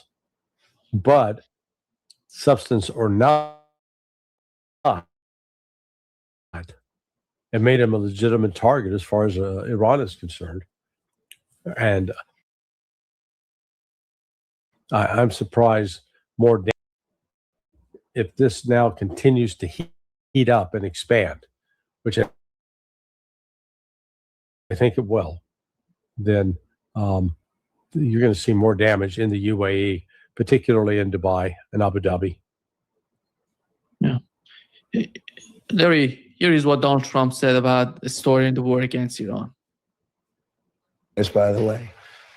And shouldn't have been in Iran, but Iran has the capability. If we didn't hit them with the B-2 bombers 9 months ago, they would have a nuclear weapon right now, and it would be a whole different story. Probably would have used it. You probably wouldn't have had you wouldn't have had Israel, but you probably wouldn't have had a Middle East. And then where do they go from there?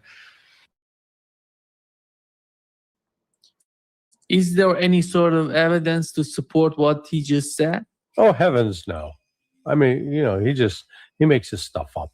Confabulation, where he creates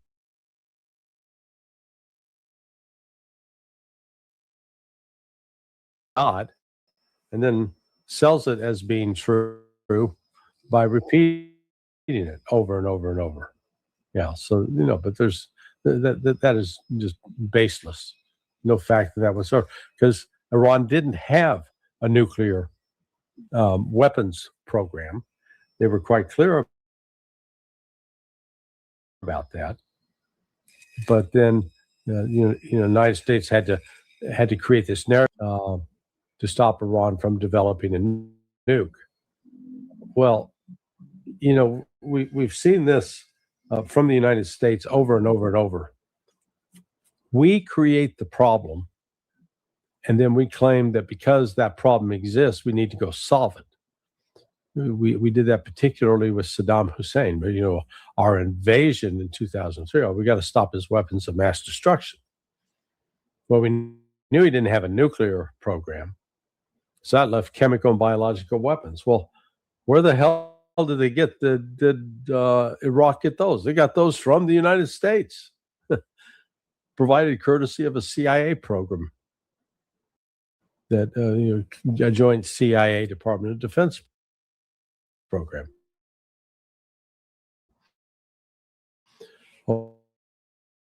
Over, nerve agents, G, sarin, that was provided via precursor chemicals that the United States helped procure and send to Iraq.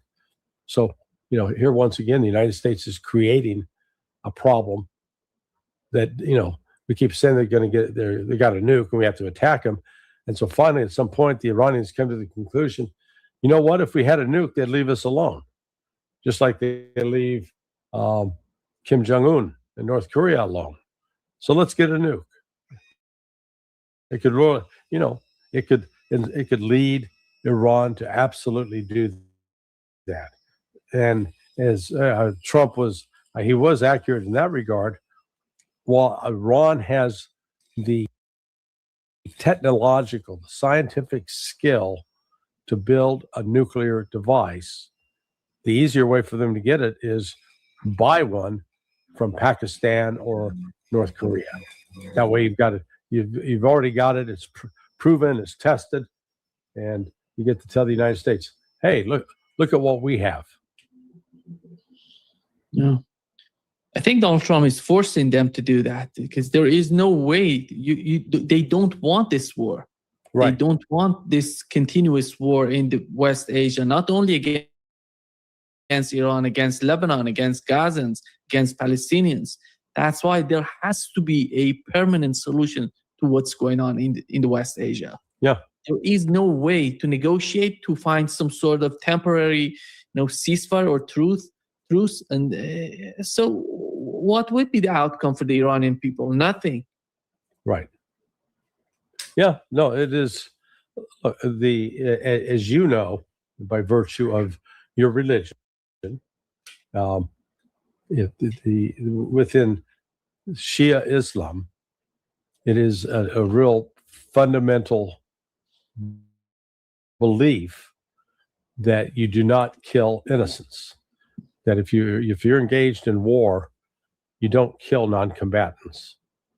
And that has been one of the major reasons behind the fatwa initially issued by the Ayatollah Khamenei, is that a nuclear weapon, by definition, is going to kill innocents. It's an indiscriminatory weapon. So it's one that is going to kill non-combatants. And Iran has always chosen to avoid those weapons. They did it with the same with the nerve agents and the chemical agents that the United States was helping provide and equip Iran with. Iraq with. Iraq with. Because Iran never retaliated by doing it itself. So, where it is a fundamental principle. It's something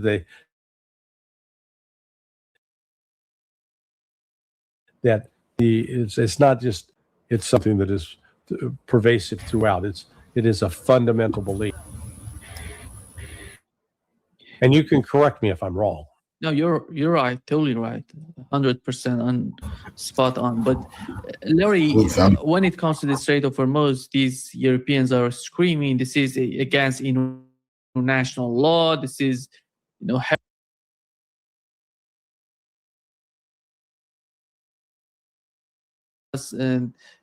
but they have never condemned the occupation of Lebanon. They have never condemned the attack on Iran. And who are these people, and what would be their policy? What is the sign of any sort of understanding on their part, or any sort of influence on the global economy, on the international law, or the way that the people all around the world are perceiving their policies? Yeah. They're somehow, they say, against, we're not happy with Venezuela, but when something happens, we're all in. Let's do it. Yeah, don't you love how they trot out international law when it's convenient for them? When Venezuela, not a word, quiet.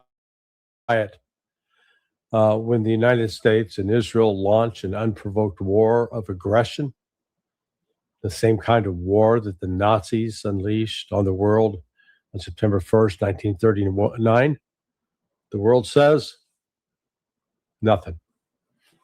Now, all of a sudden, this is an outrage. This is a violation of international law. That's why, look, that's why the United States, the United Nations no longer has any credibility, because it has become just, if it suits the interests of the United States or Europeans, it's not against the law. It's great. If it irritates the interests of the United States or the Europeans, all of a sudden, by God, it's an international issue that has to be addressed. So this is, I think there will be another, I'm sure, emergency session of the United Nations. Now, Russia was in charge of the UN Security Council this last month, and so their tenure ended on Sunday. So I don't know who has it for June, but whoever is chairing the UN, the Security Council, it'll be a busy At least first week or so is going to be very busy. Isn't that amazing that Rubio is asking UN to open up the Strait of Hormuz? Yeah. Well, yeah. They have destroyed UN, Larry. They have destroyed UN. There is no UN there. Right. And just think about what they did with the case of Israel. Every time they vetoed anything against Israel. And now they're talking about UN help us to open up the Strait of Hormuz. Yeah. You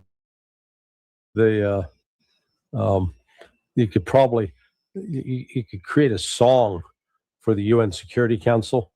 You know, the Beach Boys had this song, "Help Me, Rhonda." You know, we come up with the lyrics for "Help me, UN, help me." Help me get Israel out of my life. It should be one of the refrains. But look, we've talked in the past about this emergence of a new world order. We're witnessing the birth of a new world order. The so-called old world order, the one that's been in place for the last 80 years, 81 years, going back to World War II. And that includes the Bretton Woods, a financial system, the United Nations, sort of an international political system. And then we get into trade agreements and Organization for Security and Cooperation in Europe, and all these other, the World Court, the International Court of Justice. All of this was an infrastructure created in the aftermath of World War II, Geneva Convention. And that was all done because of the horror of what had been experienced in World War II. And that valve, we don't want to have this happen again. What can we do to stop it? Well, now that whole system, it's coming unraveled. The United Nations is now about as relevant as the League of Nations was in 1939. The League of Nations had at that point existed for almost 20 years, but what was it doing to stop World War II? Nothing. And it remained on it continued to exist.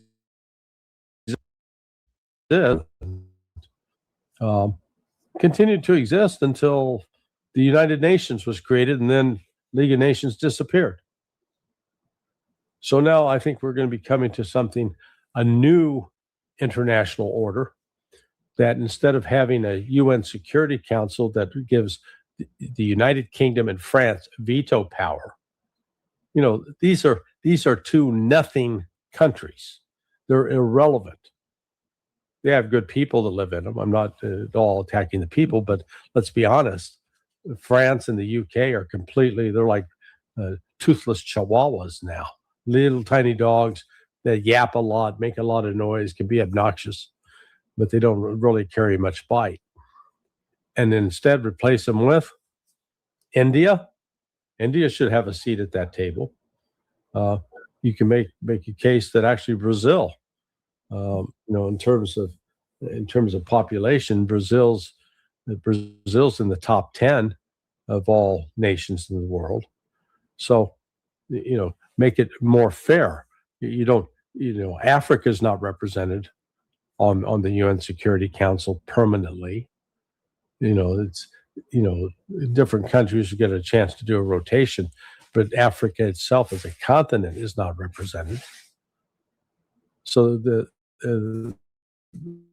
and frankly, Latin America, Central South America, not represented. So they need to come up with a new system. And then I see that's where this whole movement with Russia and China and BRICS, that's where this is headed. The French Navy intercepted a tanker originating from Russia. And the operation was in the Atlantic together with the United Kingdom. It says that this movement of these tankers are against the international sanctions. Mm-hmm. Is there any sort of definition in the international law about the international sanctions? The sanctions, which we know that the sanctions are by the United States and its European allies. Yeah. No, it is. this is a clear violation.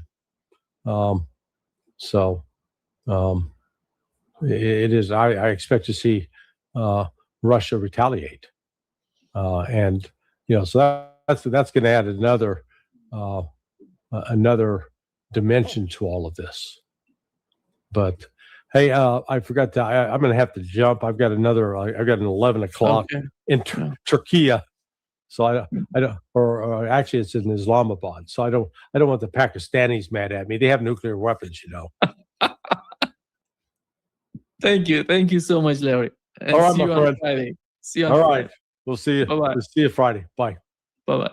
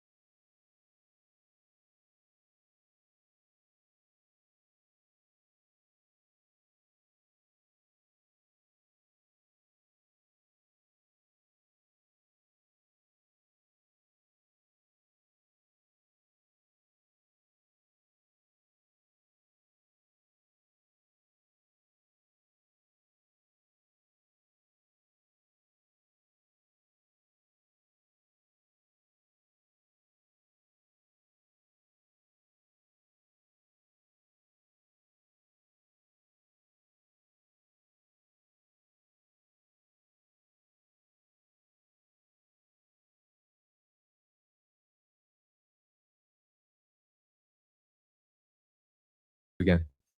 Great to be with you, Danny. Great to be with you. Okay, well, how about we get started here, Patrick?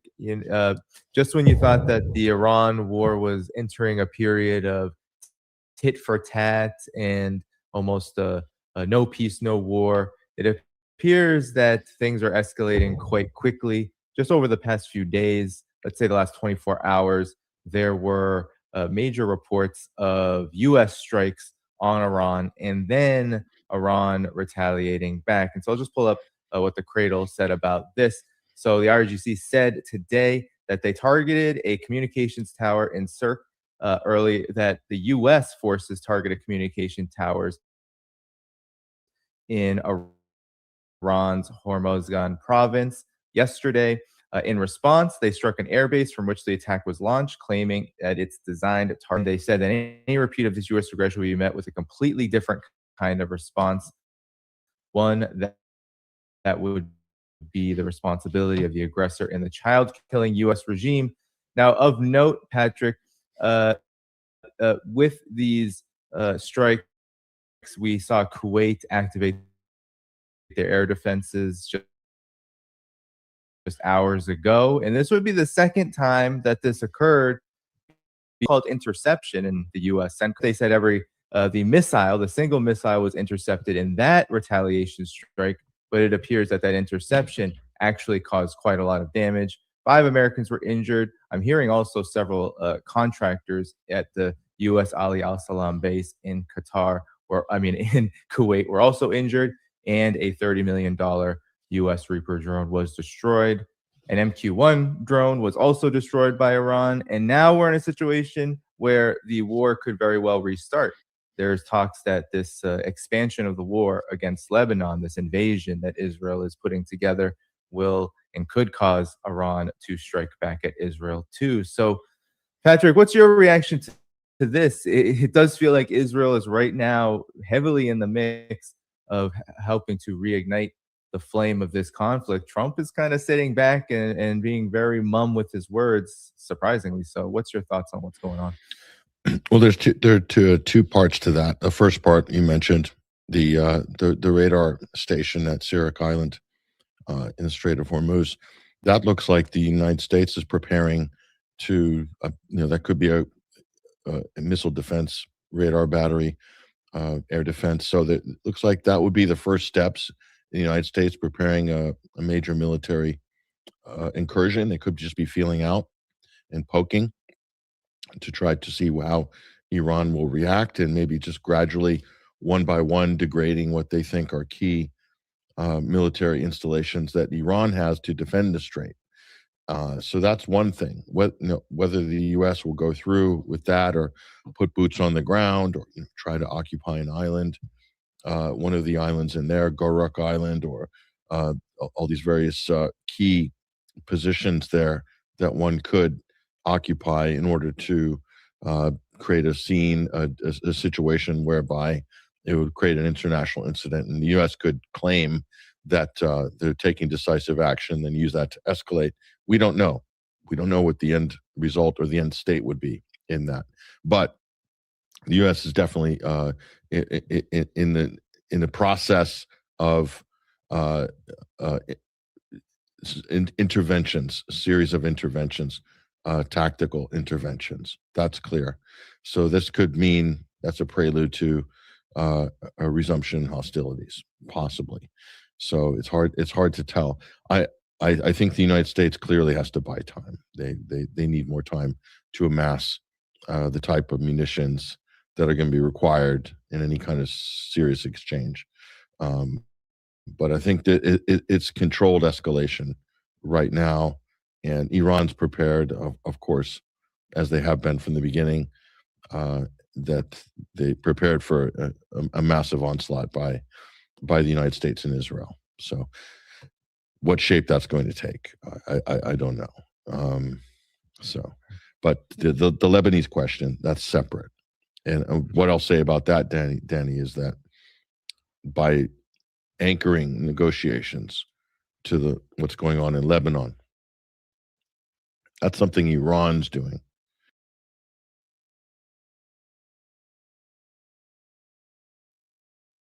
They're insisting. They've been doing this for now and they're expanding their influence. That's what they're doing, and that's the U.S. and Israel have ignored that.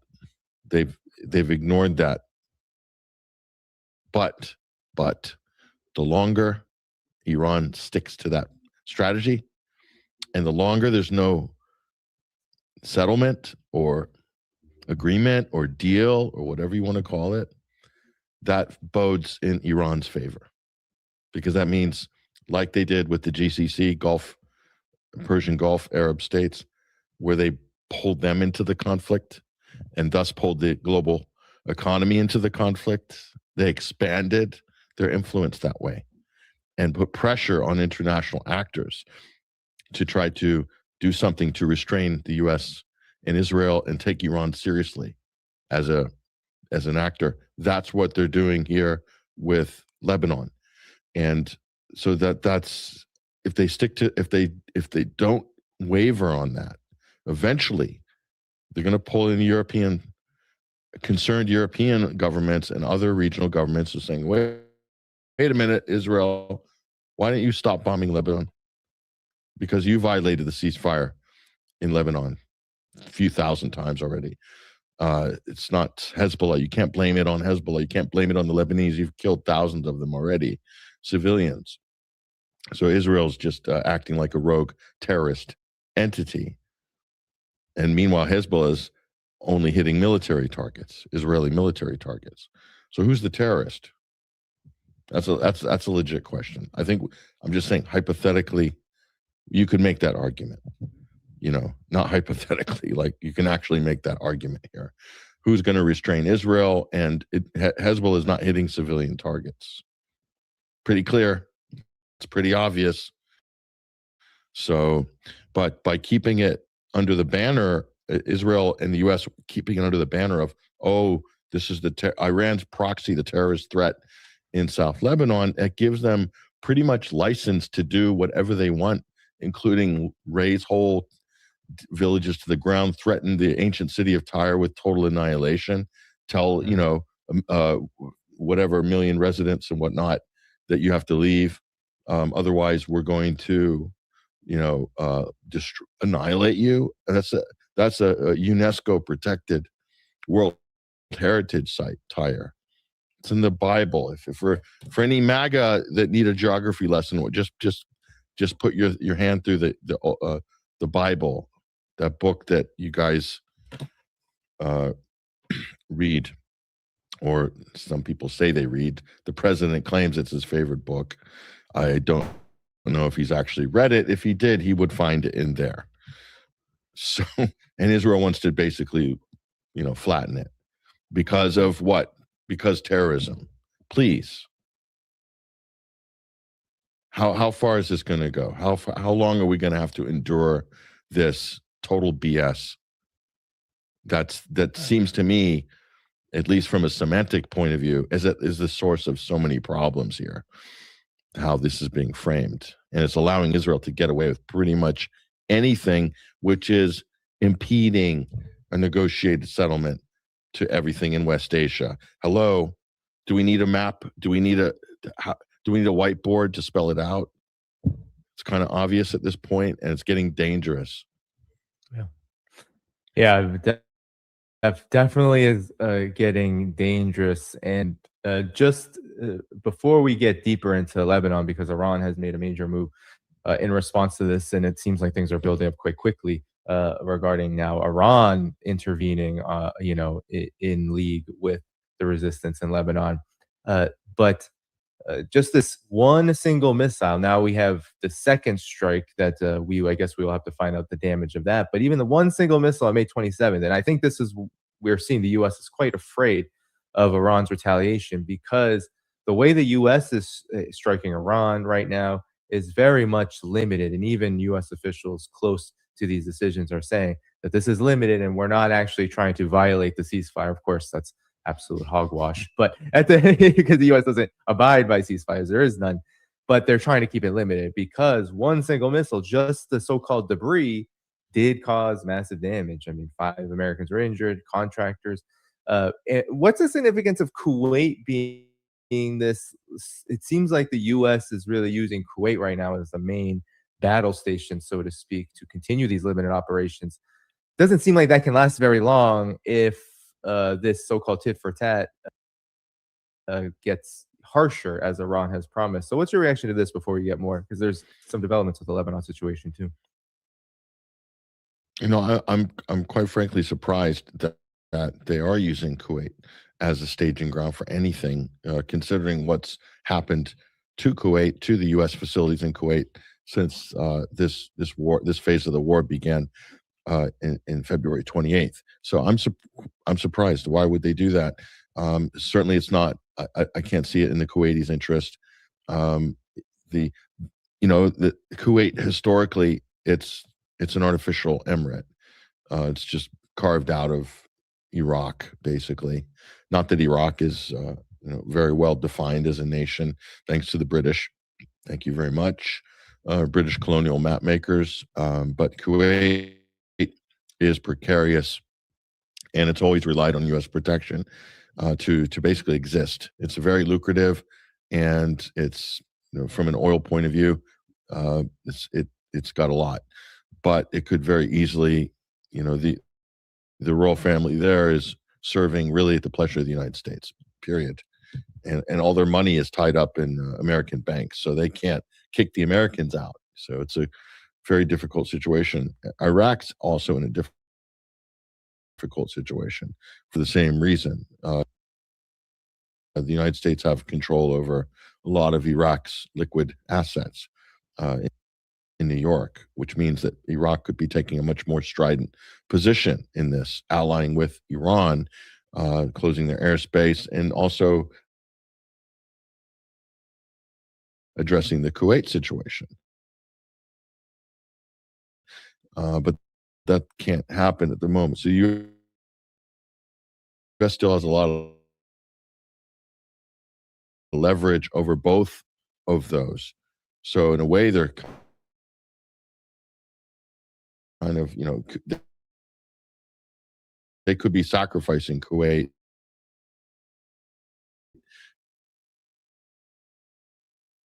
if things about the choice of its targets. That's been pretty consistent. So they're not going to be hitting Kuwait, and it's very strictly military, strictly. But that's a problem in terms of staging. Saudi Arabia, not exactly a great option. Qatar, not exactly a great option. What exposed and damaged. So what are you left with? Well, you've got Kuwait, and you've got the United Arab Emirates, and Jordan. That's it. And Israel.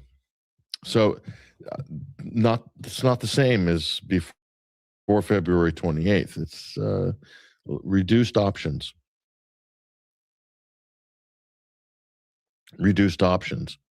And maybe it's just a case of that. And Isfahan, the U.S. raid to try to snatch and grab the enriched uranium that they gave a cover story that was to rescue Private Ryan, pilot, navigator, ordnance, whatever, colonel.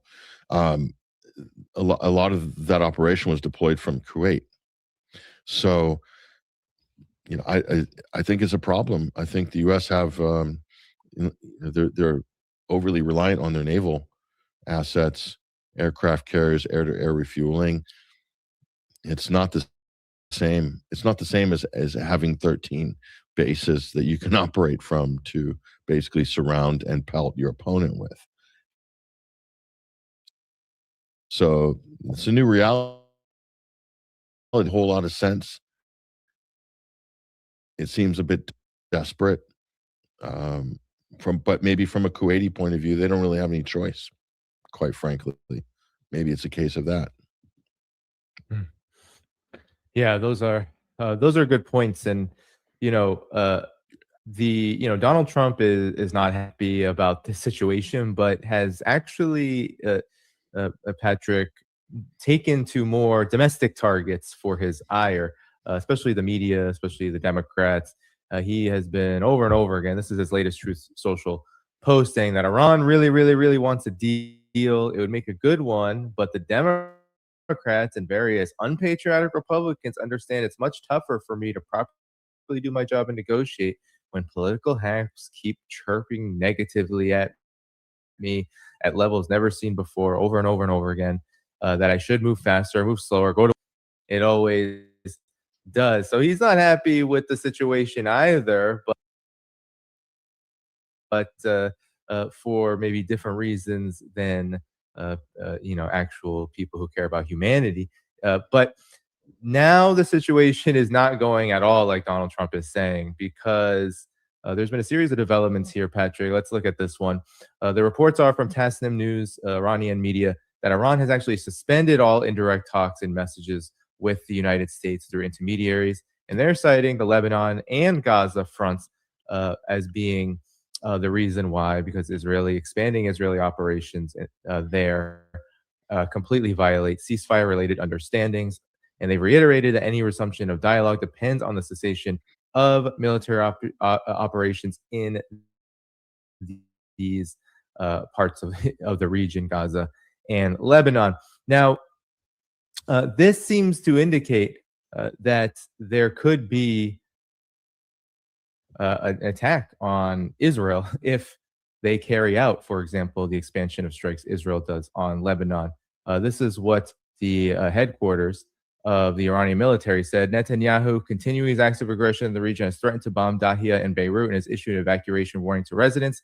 Given the regime's repeated violations of this ceasefire, if the threat's carried out, we warn residents of the northern areas and military settlements in the occupied territories. If they do not wish to be harmed, they should leave the area. And Donald Trump, in response to the end of the ceasefire indirect talks, has said he's okay with it. They're very good negotiators. So Trump's tone has certainly changed. Just last week, he was talking about ending it if Iran doesn't agree. Now it seems like the developments have moved pretty fast.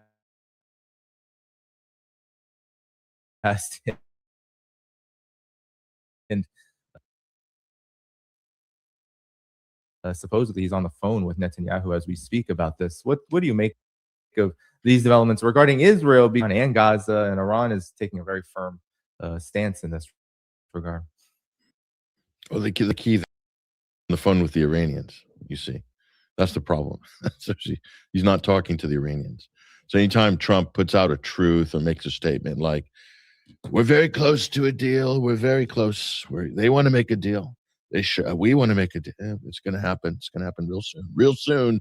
When you hear that, it's basically they're fumbling around in Washington, playing games with the press, playing games with this stupid platform, ridiculous Truth Social. The name of it is just oxymoronic, but that's the point. They're working through intermediaries, Pakistan, or they were through Oman, but so it's Israel and the United States figuring out what their next move is going to be. And what Iran has done very cleverly here is basically they've now pivoted. So up until this point, and here's an important slight change here, the United States was setting the pace, even though the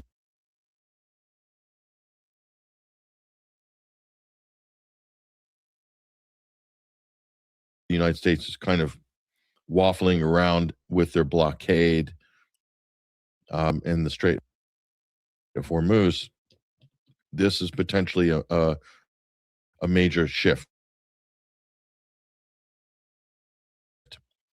Any action, then the United States, so conflicted exchange with the Iranians by virtue of the fact the United States is running low on munitions. They need time to restock, resupply,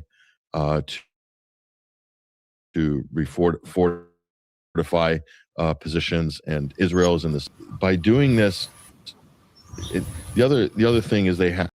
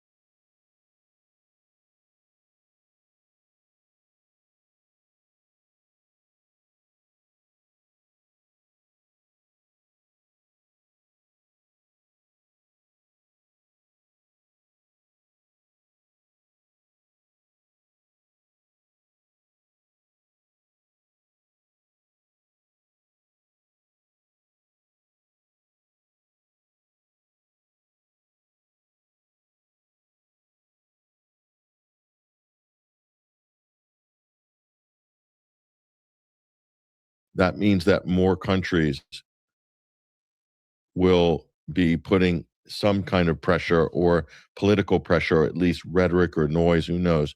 Certainly in public opinion, it's going to show out in polls that the real obstacle to peace and stability in West Asia is Israel and the United States who's supporting it.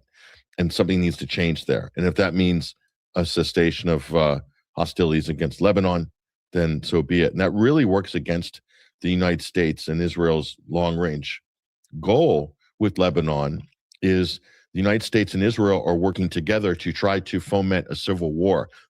The U.S., the Trump administration, and the Netanyahu regime, okay, they want to foment a bloody civil war in Lebanon, and they're not making any secret about it. They want to turn the Lebanese armed forces against Hezbollah. Okay, for no other reason than to create a maelstrom of chaos and division so that Israel can move forward unimpeded while the Lebanese fight each other. Israel will move forward to steal Lebanese territory more than ever before. That is the master plan. That's what Trump wants. That's what the U.S. wants. That's what Israel wants. Everything else that you're seeing is in terms of negotiations is play acting. Israel wants to seize land. They have land. They've stolen a very important and strategic chunk of Syria. They'll never give it back. It's permanently annexed. They'll wait years to formalize it, but they're going to do that. They're attempting to do that in Gaza right now. They're very close to doing it, and they want to do that with South Lebanon, not just up to the Litani River. No. They want a buffer zone after the Litani River. Hezbollah is putting up great resistance to this. That Hezbollah is an indigenous South Lebanese armed resistance movement, but it's labeled as a terrorist organization by the U.S., Britain, most European countries, as well as Israel. Okay, so because it's designated as a terrorist organization, their political wing and their military wing, that means that gives Israel the free hand to do whatever it wants in terms of collateral damage. In the eyes of the West, that's just collateral damage in the war on terror. End of argument. So that's one of the problems, is that while Hezbollah can put up a resistance against Israel, and will continue to probably resist them even if they fully occupy all of South Lebanon, and they won't give up resisting them for years. But that's not going to also mean that Israel isn't going to be bombing and basically scorched earth, leveling, flattening more villages and cities and towns, including historic cities in South Lebanon. And unfortunately, those are the new rules of the game. That's the West has shown that the United States, the British government, the French, the EU, the Germans, and of course Israel, who's perpetrating this, but they are okay with genocide. That's the West, Canada, everybody. They support full-blown scorched earth genocide. They don't mind massive slaughter of civilians, women, children, young men, etc. Infrastructure, schools, universities, hundreds of thousands of homes have already been destroyed in South Lebanon already. And the West, the democratic West, is 100% in support of this. Okay, that shows you those are Western values in 2026. That's the problem. That means they've given Israel the green light to continue this policy. Nobody has stopped them. There's no sanctions coming from any of these countries. There's still Russia in Europe. Meanwhile, Israel is conducting a genocide on 3 fronts.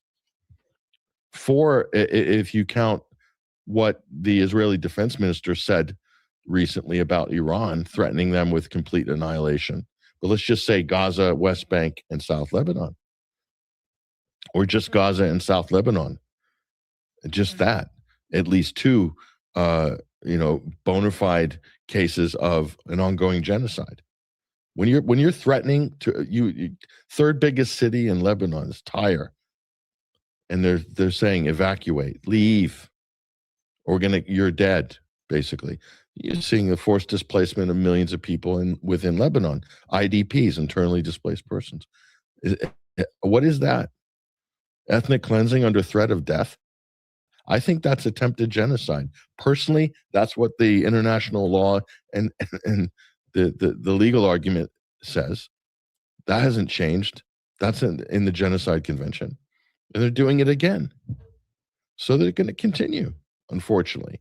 And that's not great for the Hezbollah. It's not great for the people who live in South Lebanon. But this is the new reality. And until that changes, we cannot rely on any rule books that we might have in the past. To me, that's the big problem. That's the difference between now and 2006 and also 2000, is that Israel was playing by a different set of rules back then. We're using proxies to govern the South under occupation, the South Lebanese army, or whatever that dodgy proxy force they were running and brutalizing the population when Israel occupied South Lebanon. They're playing by a softer set of rules. It was brutal, it was terrible, but the rules they're playing on now, it's just total annihilation. And they're daring the international community to do something about it. Well, there's one country that is going to potentially do something about it, which is Iran. Right. And the thing Israel has to be worried about, which the U.S. is very worried about, is as soon as they do have any kind of permanent encampments in South Lebanon and bases, Iran will at some point target them with missiles and obliterate those Israeli military encampments. They'll destroy them, all their equipment and their soldiers and whatever. So Iran hasn't pulled that card yet, but they can, and with very high degree of accuracy, as we've seen with previous missile strikes. And that's to say nothing about what Hezbollah would do in coordination at that time if those attacks happen. That could be devastating for Israel. But even then, Danny, that's not going to stop Israel from its scorched earth policy in South Lebanon, unless Iran puts such pressure on them militarily, Israel, that they have to somehow, and it becomes such a crisis, and Trump is pulling his fake orange hair weave out, that it's going to force some kind of pressure that, no, Israel, you're gonna stop now. You're gonna have to, observe some kind of a ceasefire. But that moment has not happened yet. That's the thing. Maybe we'll get there. But not yet. Yeah, well, what's interesting, as we've been talking, Patrick, the results of this call are in, and as you said, Iran is the only country, especially in the region, that will do anything about this. And it seems like Iran's threats have, what is being said by Khan media, Israeli media, has postponed the expanded Lebanon operation. But everyone should be reminded that Israel, the United States, of course, by its side, that's all they do is postpone. They don't stop the general trend and arc of warmongering, expansionism, and genocide, as you outlined, Patrick. But that's what's happened now, and I find it very interesting that it took Iran's warning that it would hit the northern occupied territories of so-called Israel for that to occur. Nothing Trump did. Trump is saying that he doesn't even care if negotiations are over. But there's this other thing, Patrick, that's going on, which is there's some economists who are saying a couple weeks in June, we could be looking at a total economic disaster, much worse than what people are already experiencing now, both in the United States and around the world. So your thoughts about this latest development here?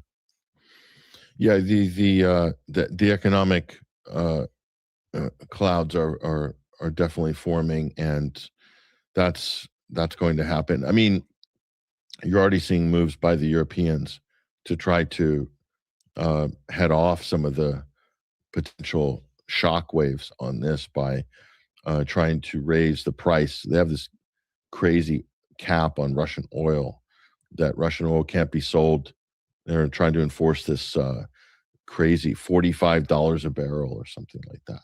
So they're now ruminating about that issue, and they're probably going to raise it to $65 a barrel, even though Siberian crude is trading at 85 plus.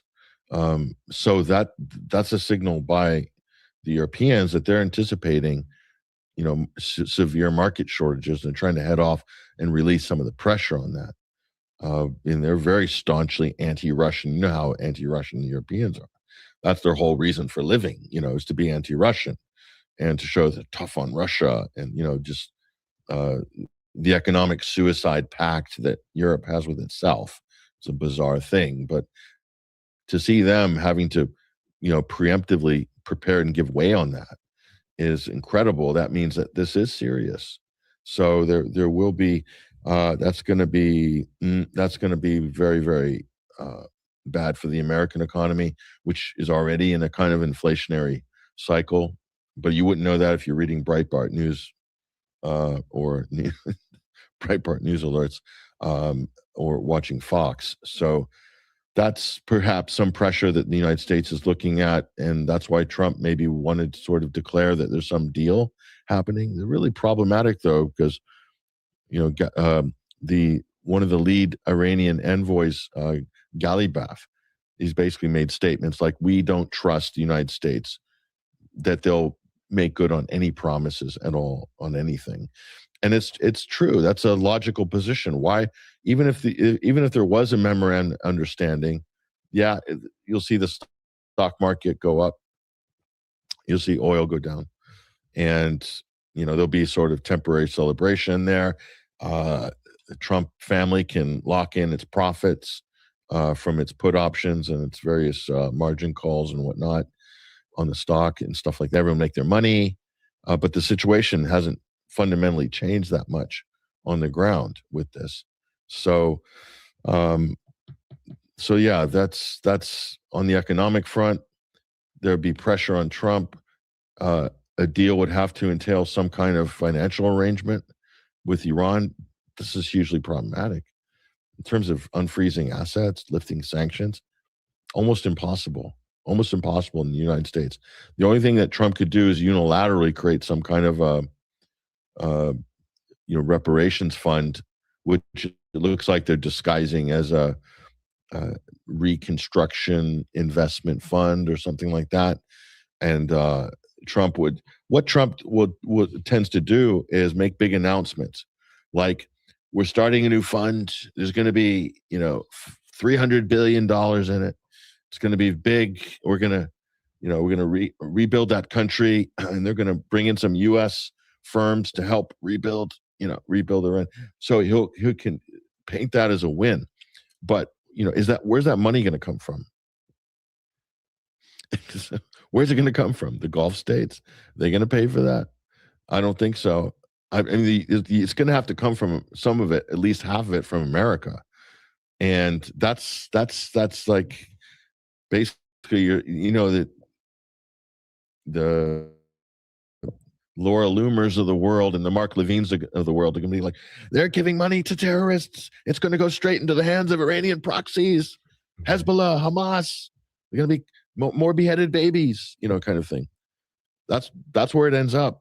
So if Trump can weather that storm from the Israeli mouthpieces and all these kind of people in his orbit, the Israeli lobby crowd and all of this stuff, if he can do that, great. I don't see him doing that. So I don't see any real progress on some of those really key points that the U.S. they're just not. It's kind of depressing to think that they're not actually capable of bringing the ball over the goal line on the key points. That's the scary part about this. So he's going to waffle in this kind of purgatory of negotiation between war and war breaking out again and negotiations, and just kind of waffle in the middle, I guess, and then they can try to justify themselves. Pete Hegseth, the White House, say, privately, we're buying time to rearm and reload, and Israel is also buying time for the exact same reason, and that they could reserve the right to resume hostilities at any point in the future. Maybe is that the de facto position? I don't know. Yeah. Well, Donald Trump has just, Patrick, again, Truth Social, the foreign policy information arm of Washington. Donald Trump posted this just as you were talking just 7 minutes ago. I had a very productive call with Prime Minister Bibi Netanyahu of Israel. There will be no troops going to Beirut, and any troops that are on their way have already been turned back. Likewise, through highly placed representatives, I had a very good call with Hezbollah, and they agreed that all shooting will stop, that Israel will not attack them, and they will not attack Israel. Donald J. Trump. So there's obviously some narrative management going on, and definitely some desperation here, because if Donald Trump didn't care, he would not be intervening to try to manage the narrative again. But we've seen this before at the beginning of the so-called ceasefire. What's your thoughts about this? I don't think Iran is going to be fooled by any of this.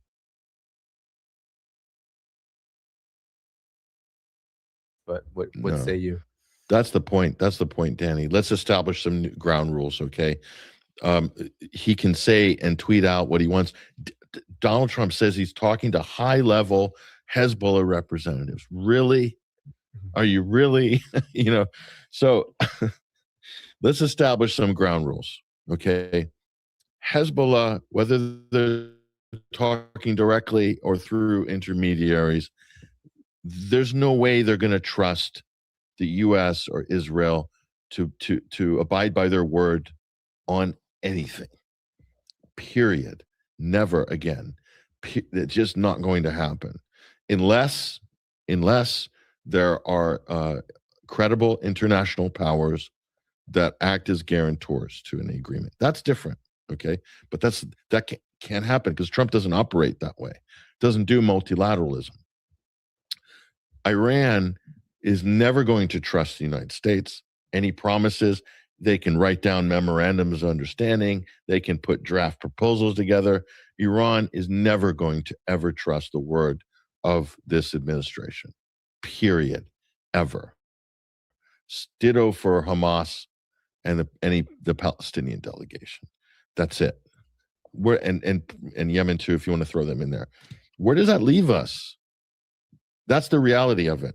Take away the truths, the U.S. media, the talking points, the fake stories planted in Axios, the latest fake one. I can't remember what it was. It was president of our Pezeshkian. The Iranian resigned. He resigned, right? He was going to resign because he was worried about IRGC influence in Iranian affairs. Are you kidding me? Like, who made that one up?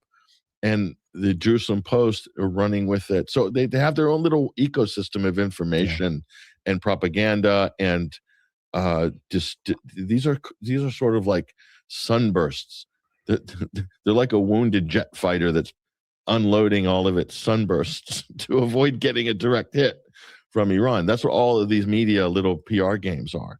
I can't imagine what exactly was the productive objective of putting out this story that Pezeshkian was going to resign. I don't get it. Where's the benefit there? Like, how do you leverage that into some kind of a benefit? Because it can't affect the Iranians really. Other than they can laugh about it. Then it must be for domestic consumption, right? That's the only explanation. But it's just utterly ridiculous. You know, even Marco Rubio wouldn't fall for that. I mean, it's so obviously ridiculous. The IRGC runs, Iran's at war. IRGC has a mandate to protect the country. End of discussion. That's how it goes. Supreme leader, IRGC. The president is the political leader and representing the legislature and the domestic politics. They're at war. Iran's at war. So it's IRGC. That's it. So it's a ridiculous story. Anyway. Yeah, especially when Pezeshkian, especially the president of Iran, has the military, has the IRGC to thank for his life. I mean, he was almost killed in the June war. They targeted him, Israel did. Yep. So it would be ridiculous that there's been no statements to the contrary, that somehow this so-called made up, it seems like a mostly made up internal struggle within the military and the less hardliners versus the hardliners, all of this. It seems all made up. But at the end of the day, there's also a lot of what seems to be just market manipulation. And it seems like it all comes down to every single report. This is what is actually stunning about this and why I believe there's so much misinformation. They've consolidated Israel and the U.S. They're reporting on a war right now almost to a singular person in Axios, Barak Ravid, who was a former operative of Unit 8200, Israeli intelligence Mossad.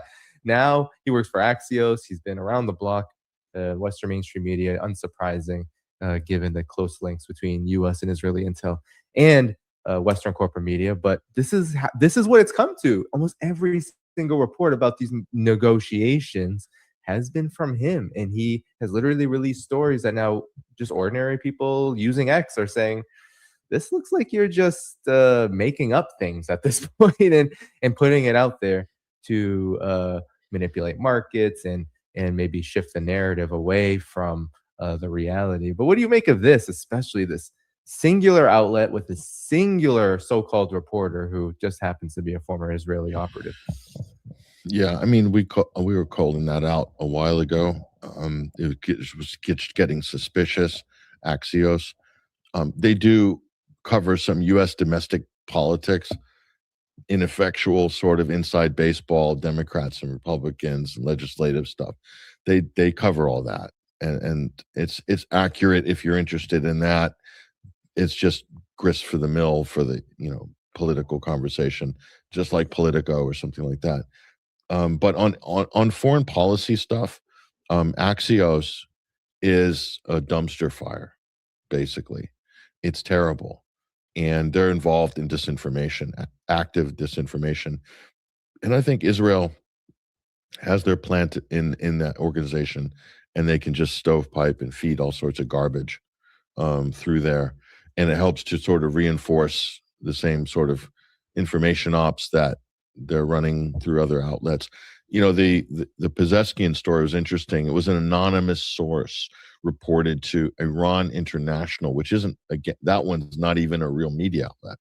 That's basically a clearinghouse for Israeli anti-Iranian propaganda and Pahlavi pro-royalist propaganda. It's, I think it was based in the U.S. Previously, and it's moved to the UK. It's changed. It's changed hands, but it's a spook. Seems to me like a spook shop, because they just put out so much fake news. It's they led the charge on all that. 50,000 protesters slaughtered by the Ayatollah in the street. They were running point on a lot of that, along with a whole host of fake Iranian quote human rights organizations based around the corner from Langley, Virginia, and various and sundry other places like New York and Toronto, funded by the National Endowment for Democracy. I mean, seriously, But so yeah, Axios unfortunately is in that category. So they don't have a lot left, but this idea of shorting the markets and then also making money on the rebound after the dip, whatever the case is on any of these announcements for the S&P 500 or on the oil markets, oil futures.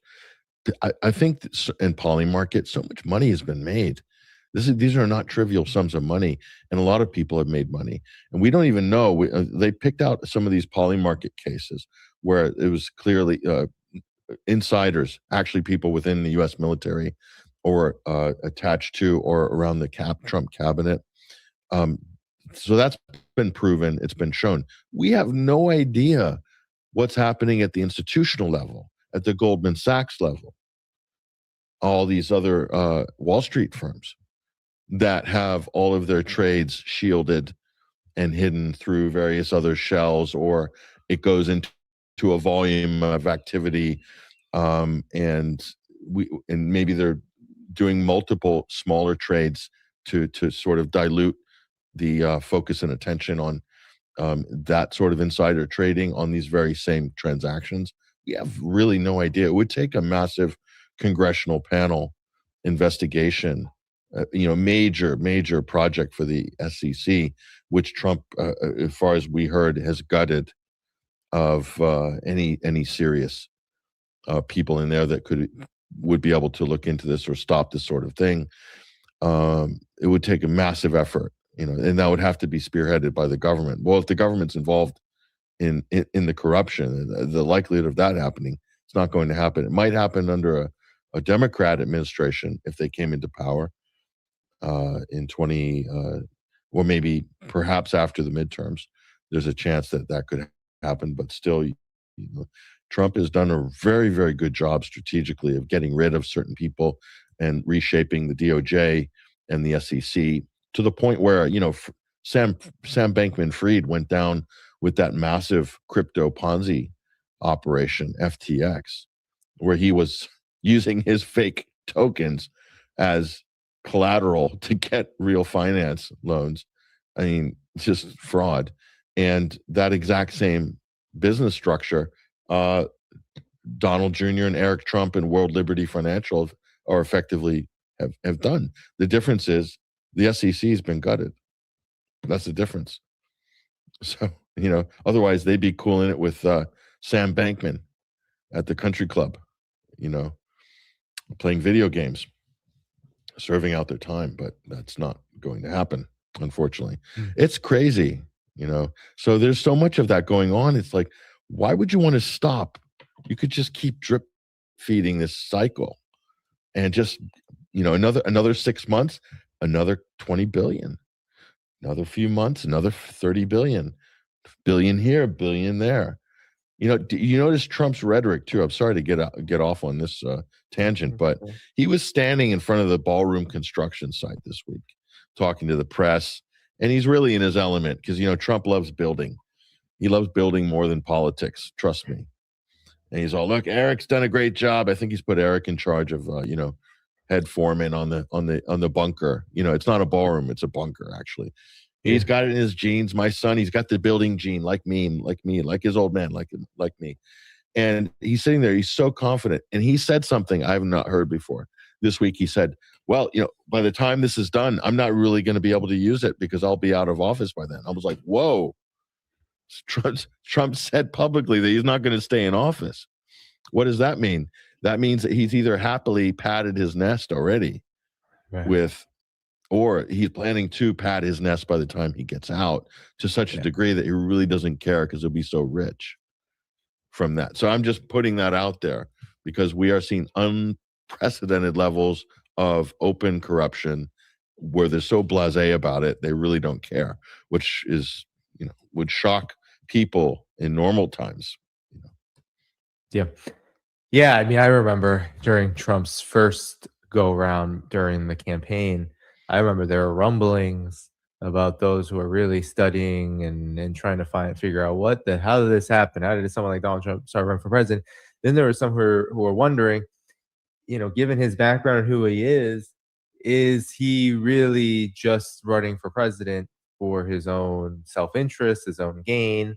And if that's true, given his, business background and the way he and his people close to him have conducted business, could this simply be kind of a quid pro quo? Like, I'll help me get rich and I'll help you being the ruling class, have a kind of certain kind of political management happening under his administration.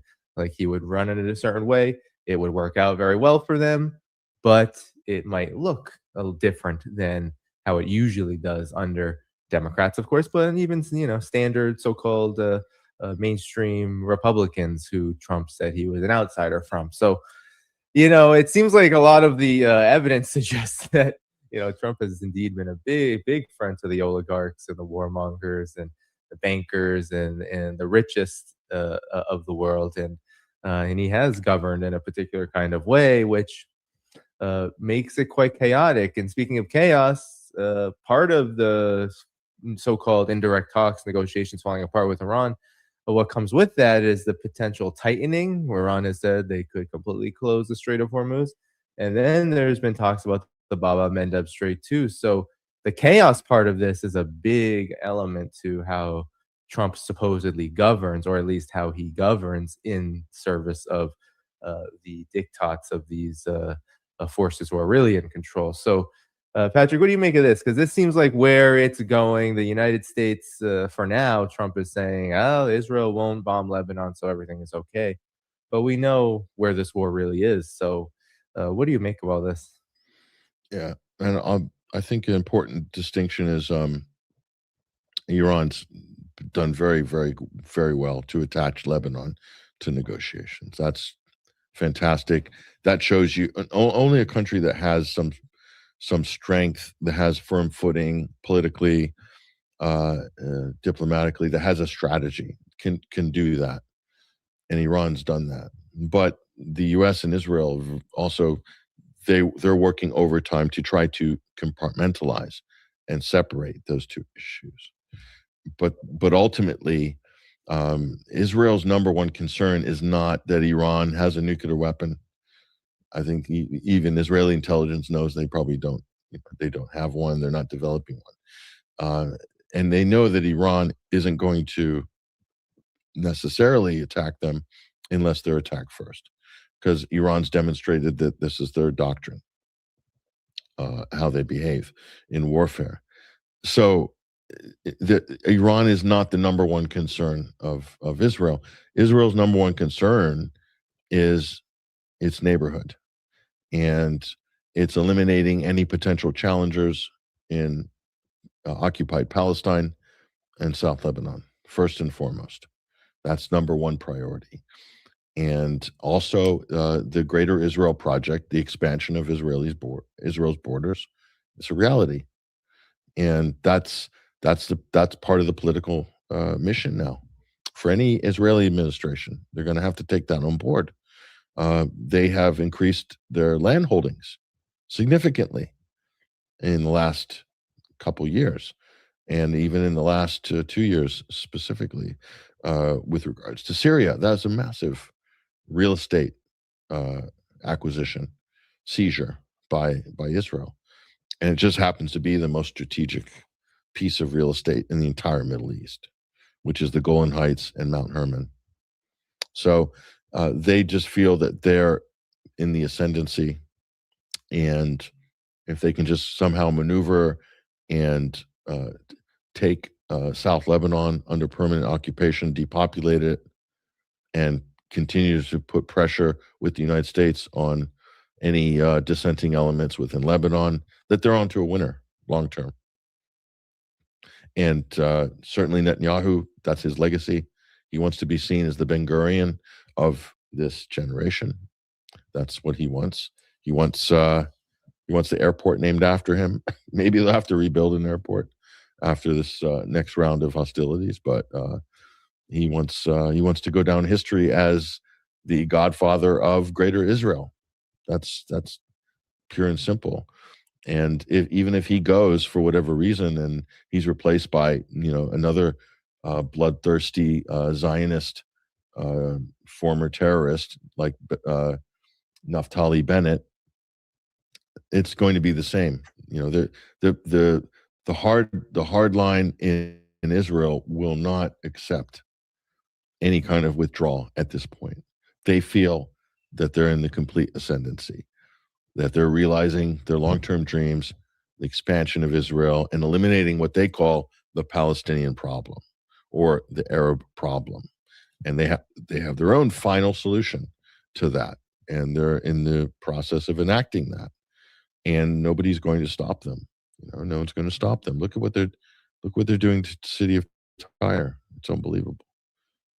Just saying, leave. Third biggest city in Lebanon, and protected UNESCO World Heritage Site. Israel doesn't care. They're like, yeah.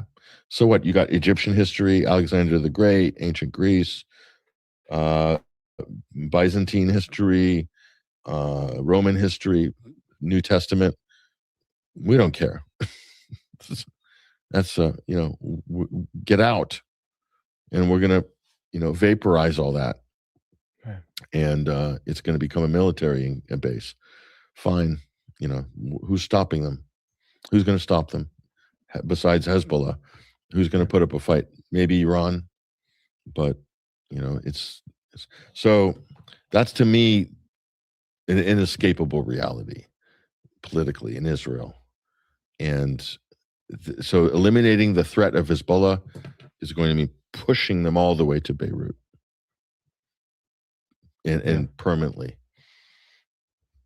And that looks like the plan right now. So, yeah, the only thing that could stop that is an internal political crisis in Israel, and maybe a fracturing or a collapse of the Israeli military. And Iran could actually play a role in that if things were to escalate. So that does bring us back to your original point about, is Iran going to initiate the next round of interactions? Because if they do, then they're setting the pace. Yep. And U.S. and Israel are going to react. And how long could the U.S. and Israel withhold that pace? A couple of weeks? Right. Certainly they would prefer to do that in a year's time. Yeah. I think not now. So that could be an interesting. That would be a major surprise. I believe that would change the pace of everything. It also might force a desperate hand by the U.S. and the Israelis.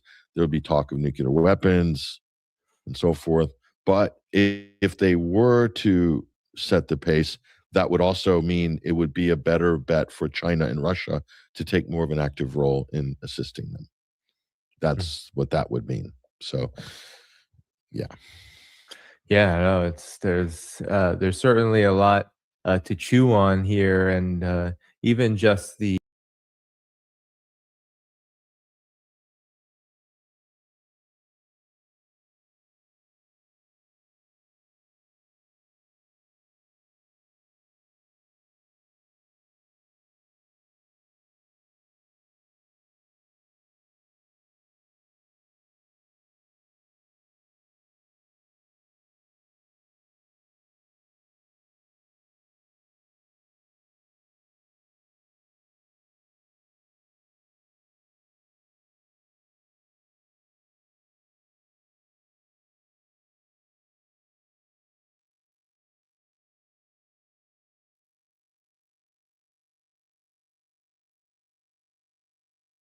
All hell is breaking loose right now in Donald Trump and Netanyahu's catastrophic war in Iran. Iran has just issued statements moments ago saying that it is now suspending all communications with the United States in connection with any potential peace deal, as Netanyahu is now threatening to further invade Lebanon after destroying the city of Tyre. He's saying he's going after another Lebanon city in southern Beirut that he intends to demolish. And Iran says, have you looked up the definition of a ceasefire in a dictionary?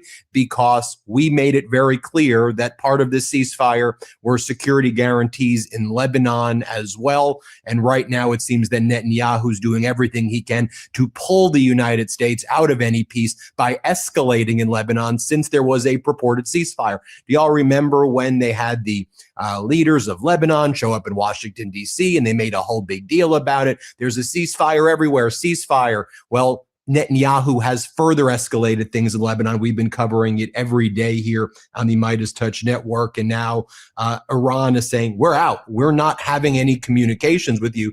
Donald Trump then made a social media post like, I think the negotiations are going very well. Then an NBC reporter called Donald Trump and said, you realize that Iran just said that they are suspending all discussions with you. And they're also threatening to not just further shut down the Strait of Hormuz, but that they're also going to be shutting down the Bab el-Mandab Strait in the Red Sea. And Donald Trump's like, oh, a good move. They're good negotiators. That's actually what Donald Trump told the reporter of NBC. What about the fact that you promised there was going to be a peace deal months ago, and now we're approaching day 100 and things are going much worse right now? We've been following every step of the way here at the Midas Touch Network with all of the MQ-9 Reaper drones, MQ-1 drones that the U.S. was flying over Iran. The U.S. was striking Iran in these targeted strikes while claiming there was a ceasefire, and our corporate news was covering it up. Remember, we've been following this every step of the way here at the Midas Touch Network, where I saw a lot of your comments like, hey, Ben, we're not hearing this anywhere else. Are you lying to? No, of course I'm telling you the truth. We're talking about what's actually going down on the ground. I've also been showing you the footage of Lebanon as Netanyahu's been destroying areas in Lebanon, crossing the Litanian areas that he had never even been before recently, escalating things there. And this was so predictable that this was going to happen. So here's what we learned this morning. Iran says they're suspending all talks, all messages, all exchanges with the United States in protest of Israel's military actions in Lebanon, according to Iran's Tasma news agency. Great. So Netanyahu got us into this catastrophic and unlawful war in Iran in the first place. Then Donald Trump tried to tie a peace deal with all the Arab nations need to become allies with Israel, which none of the Arab nations said they wanted to do. And now we're being forced back into having no chance of peace whatsoever because Netanyahu's now further invading Lebanon. I can't even tell you how angry I am this morning. This is what Iran posted this morning. Urgent. Iran stops message exchange with the United States in protest against Zionist crimes. the determination of the Iranian armed forces and all axes of resistance front to respond to Zionist crimes and open new fronts. Tasman's information, again, Tasnim is the Iranian regime media that's close to the IRGC, the military. It's like their military media, if you will. Tasman's information indicates that given the continuing crimes of the Zionist regime in Lebanon, and considering that Lebanon was one of the preconditions for the ceasefire, and now the ceasefire has been violated on all fronts, including Lebanon, the Iranian negotiating team is suspending dialogue and exchange of text through a mediator. The immediate cessation of the Zionist regime's aggressive and brutal operations in Gaza and Lebanon, and the necessity of the regime's complete withdrawal from the occupied areas in Lebanon have been emphasized by Iranian officials and negotiators, and there will be no talks until Iran and the resistance views on this matter are met. Also, the resistance front and Iran have set their agenda to completely block the Strait of Hormuz and activate other fronts, including the Bab el-Mandab Strait, in order to punish the Zionists and their supporters. And not only the Strait of Hormuz and the Persian Gulf, now the Bab al-Mandab Strait in the Red Sea. Oil prices are shooting up right now, while Netanyahu's posting videos of himself talking about taking over more land in Lebanon right now and destroying and leveling more buildings there in more areas in the suburbs and surrounding areas. Foreign Minister Araghchi of Iran posted, for immediate attention, the ceasefire between Iran and the U.S. is unequivocally a ceasefire on all fronts, including Lebanon. It's a violation on one front. It's a violation of the ceasefire on all fronts. The U.S. and Israel are responsible for the consequences of any violation. MB Ghalibaf, Iran's parliament leader and lead negotiator. The naval blockade and escalation of war crimes in Lebanon by the genocidal Zionist regime are clear evidence of U.S. non-compliance with the ceasefire. Every choice has a price, and the bill comes due. It will all fall into place. Reading between the lines, what seems to be happening as well, the political arm right here, Foreign Minister Araghchi and MB Ghalibaf, were the people who were exchanging messages through Pakistan, through Sharif, through Munir, the field marshal, through Sharif, the leader of Pakistan. And they seem to now they've tried to reach a resolution. They were the ones who seem to have worked out this memorandum of understanding, perhaps with J.D. Vance and Marco Rubio, that Donald Trump never ended up entering into. And now, not that they've been fully pushed aside, but it seems that the IRGC in Iran is saying, look, we tried that route. You wanted us to go the political diplomatic route. As we told you, Donald Trump and Netanyahu were just going to use the time to further go into Lebanon and further destroy things over there and to further attack areas in the Strait of Hormuz. So now, not to suggest that, Araghchi and Ghalibaf, were given full powers to do these negotiations. I just think, of course, it all has to be approved by the Ayatollah, and the IRGC has a major part. I think we see the IRGC saying, all right, we're going to do this our way now, and this is why you can't have any trust at all into anything that Trump and Netanyahu say ever.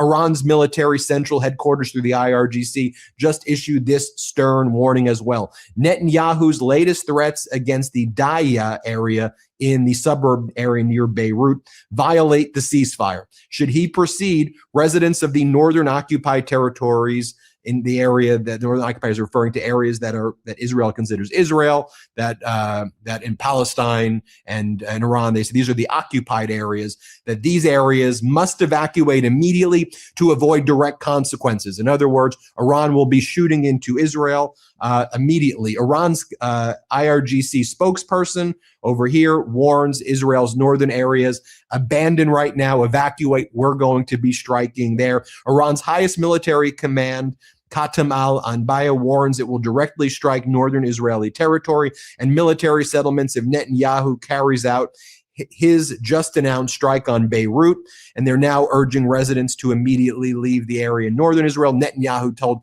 everyone, evacuate right now in the Daya area in Beirut. Israel announced imminent IDF strikes on Hezbollah targets in Beirut's Daya district, with the IDF issuing an evacuation warning 4:50 p.m. Beirut time, and residents are now fleeing. Iran's media arm posted the following photo of the definition of ceasefire: a temporary suspension of fighting, a truce. A ceasefire means this is what they say that Donald Trump's definition is. A ceasefire means we can attack, but they cannot respond. Iran writes, Dictionary editors should reconsider the definition of the word ceasefire after the behavior of U.S. Israel. They use as one word, and they say, according to U.S. Israel, ceasefire means we can attack, but they cannot respond. Donald Trump posted the following message. Iran really wants to make a deal, and it will be a good one for the USA and those that are with us. But don't the Democrats and various seemingly unpatriotic Republicans understand that this is much tougher for me to properly do my job and negotiate when political hacks keep negatively chirping at levels never seen before over and over again, that I should move faster or move slower or go to war or not go to war or whatever? Just sit back and relax. It will all work out well in the end. It always does, DJT. Is that the most pathetic damn thing you ever seen? President of the United States, right? It makes it so much more difficult with all this chirping. Can you please stop? Just relax, just chill out. You said back in March you were going to get a ceasefire. You said there would be a peace deal in March. Now Americans are suffering more than ever. People are needlessly dying abroad because of your sick and disgusting actions, and it makes me so utterly livid this morning, and always, but particularly this is just making me so damn angry because we have an idiot in the White House who doesn't know what the hell he's doing, who's letting Netanyahu run all over him, who cannot make a deal for the life of him, and who just posts these things on social media while the people in my country and the people abroad are just suffering, and it makes me so damn angry. Our editor-in-chief, Ron Filipkowski, writes, maybe if he hadn't been telling us for 3 months that a surrender deal with Iran was imminent, he wouldn't have to post at like 1:02 a.m. that he has no idea how to get out of this war while accomplishing anything meaningful. And then an NBC reporter, Garrett Hack, reached out to Donald Trump and says, Trump tells me he's not heard from Iran on reports they're suspending talks with the U.S. But if true, Trump told me, I think it's okay. I think we've been talking too much if you want to know the truth. I think going silent would be very good. And that could be good for a very long time. It doesn't mean we're going to go and start dropping bombs all over there, he continued. We'll just go silent. We'll keep the blockade. Blockade is a piece of steel. I think I can wait as long as they want. They're losing a fortune. It's an appropriate thing that they're doing. So Garrett Hack says, I asked him, what do you think about Iran's negotiating tactics? And Garrett Hack, the NBC reporter, goes, Trump told me he respects it. It's an appropriate thing to say by the Iranians because they're better negotiators than they are fighters. The IRGC Navy just released the following footage of fast boat patrols in the Strait of Hormuz, describing them as round-the-clock routine operation. The boats are tasked with guiding transiting vessels and stopping any that ignore warnings. Let me just show you what they released. Let's play it.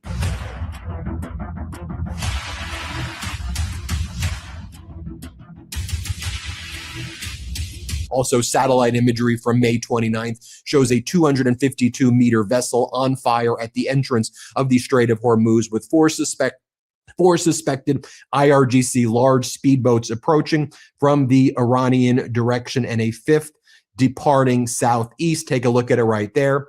Also, Iran released this footage. Iran's IRGC claims to have shot down another U.S. MQ-1 drone in the early hours of June 1, using what it describes as a new air defense system. That's in addition to the MQ-1 from 24 hours ago. That's in addition to the 3 to 5 MQ-9 Reapers from about 72 hours ago. Also, the United States has refused to acknowledge that 5 American service members and contractors at least were seriously injured in response to Iran's retaliatory strikes of a Kuwaiti airbase after the United States struck the Strait of Hormuz area where they said that they were striking Iran telecommunications facilities. Take a look right here at one of the ships that Iran just disabled. A Panama flag container ship was hit near the Qasr in Iraq area. UK MTO, that's the United Kingdom Maritime Office, reports an unknown projectile just hit the starboard side, causing a large explosion. Iraqi sources say it may be mechanical fault instead. Mechanical fault. Oh, sure. Just like when all of the air bases in Kuwait by the United States and service members are injured, it's the falling debris of the drones. We're not stupid. Corporate media is done. The Midas Touch Network is here, actually reporting on what the hell's really happening. We can use our common sense. We know what's happening. U.S. oil prices are surging, up 8% in the past few hours. That may hit as high as 12 to 15% on this news. Also, you see right here where the United States is now putting all of its airplanes right now. It's refueling tankers. It's KC-135s. It's KC-46s.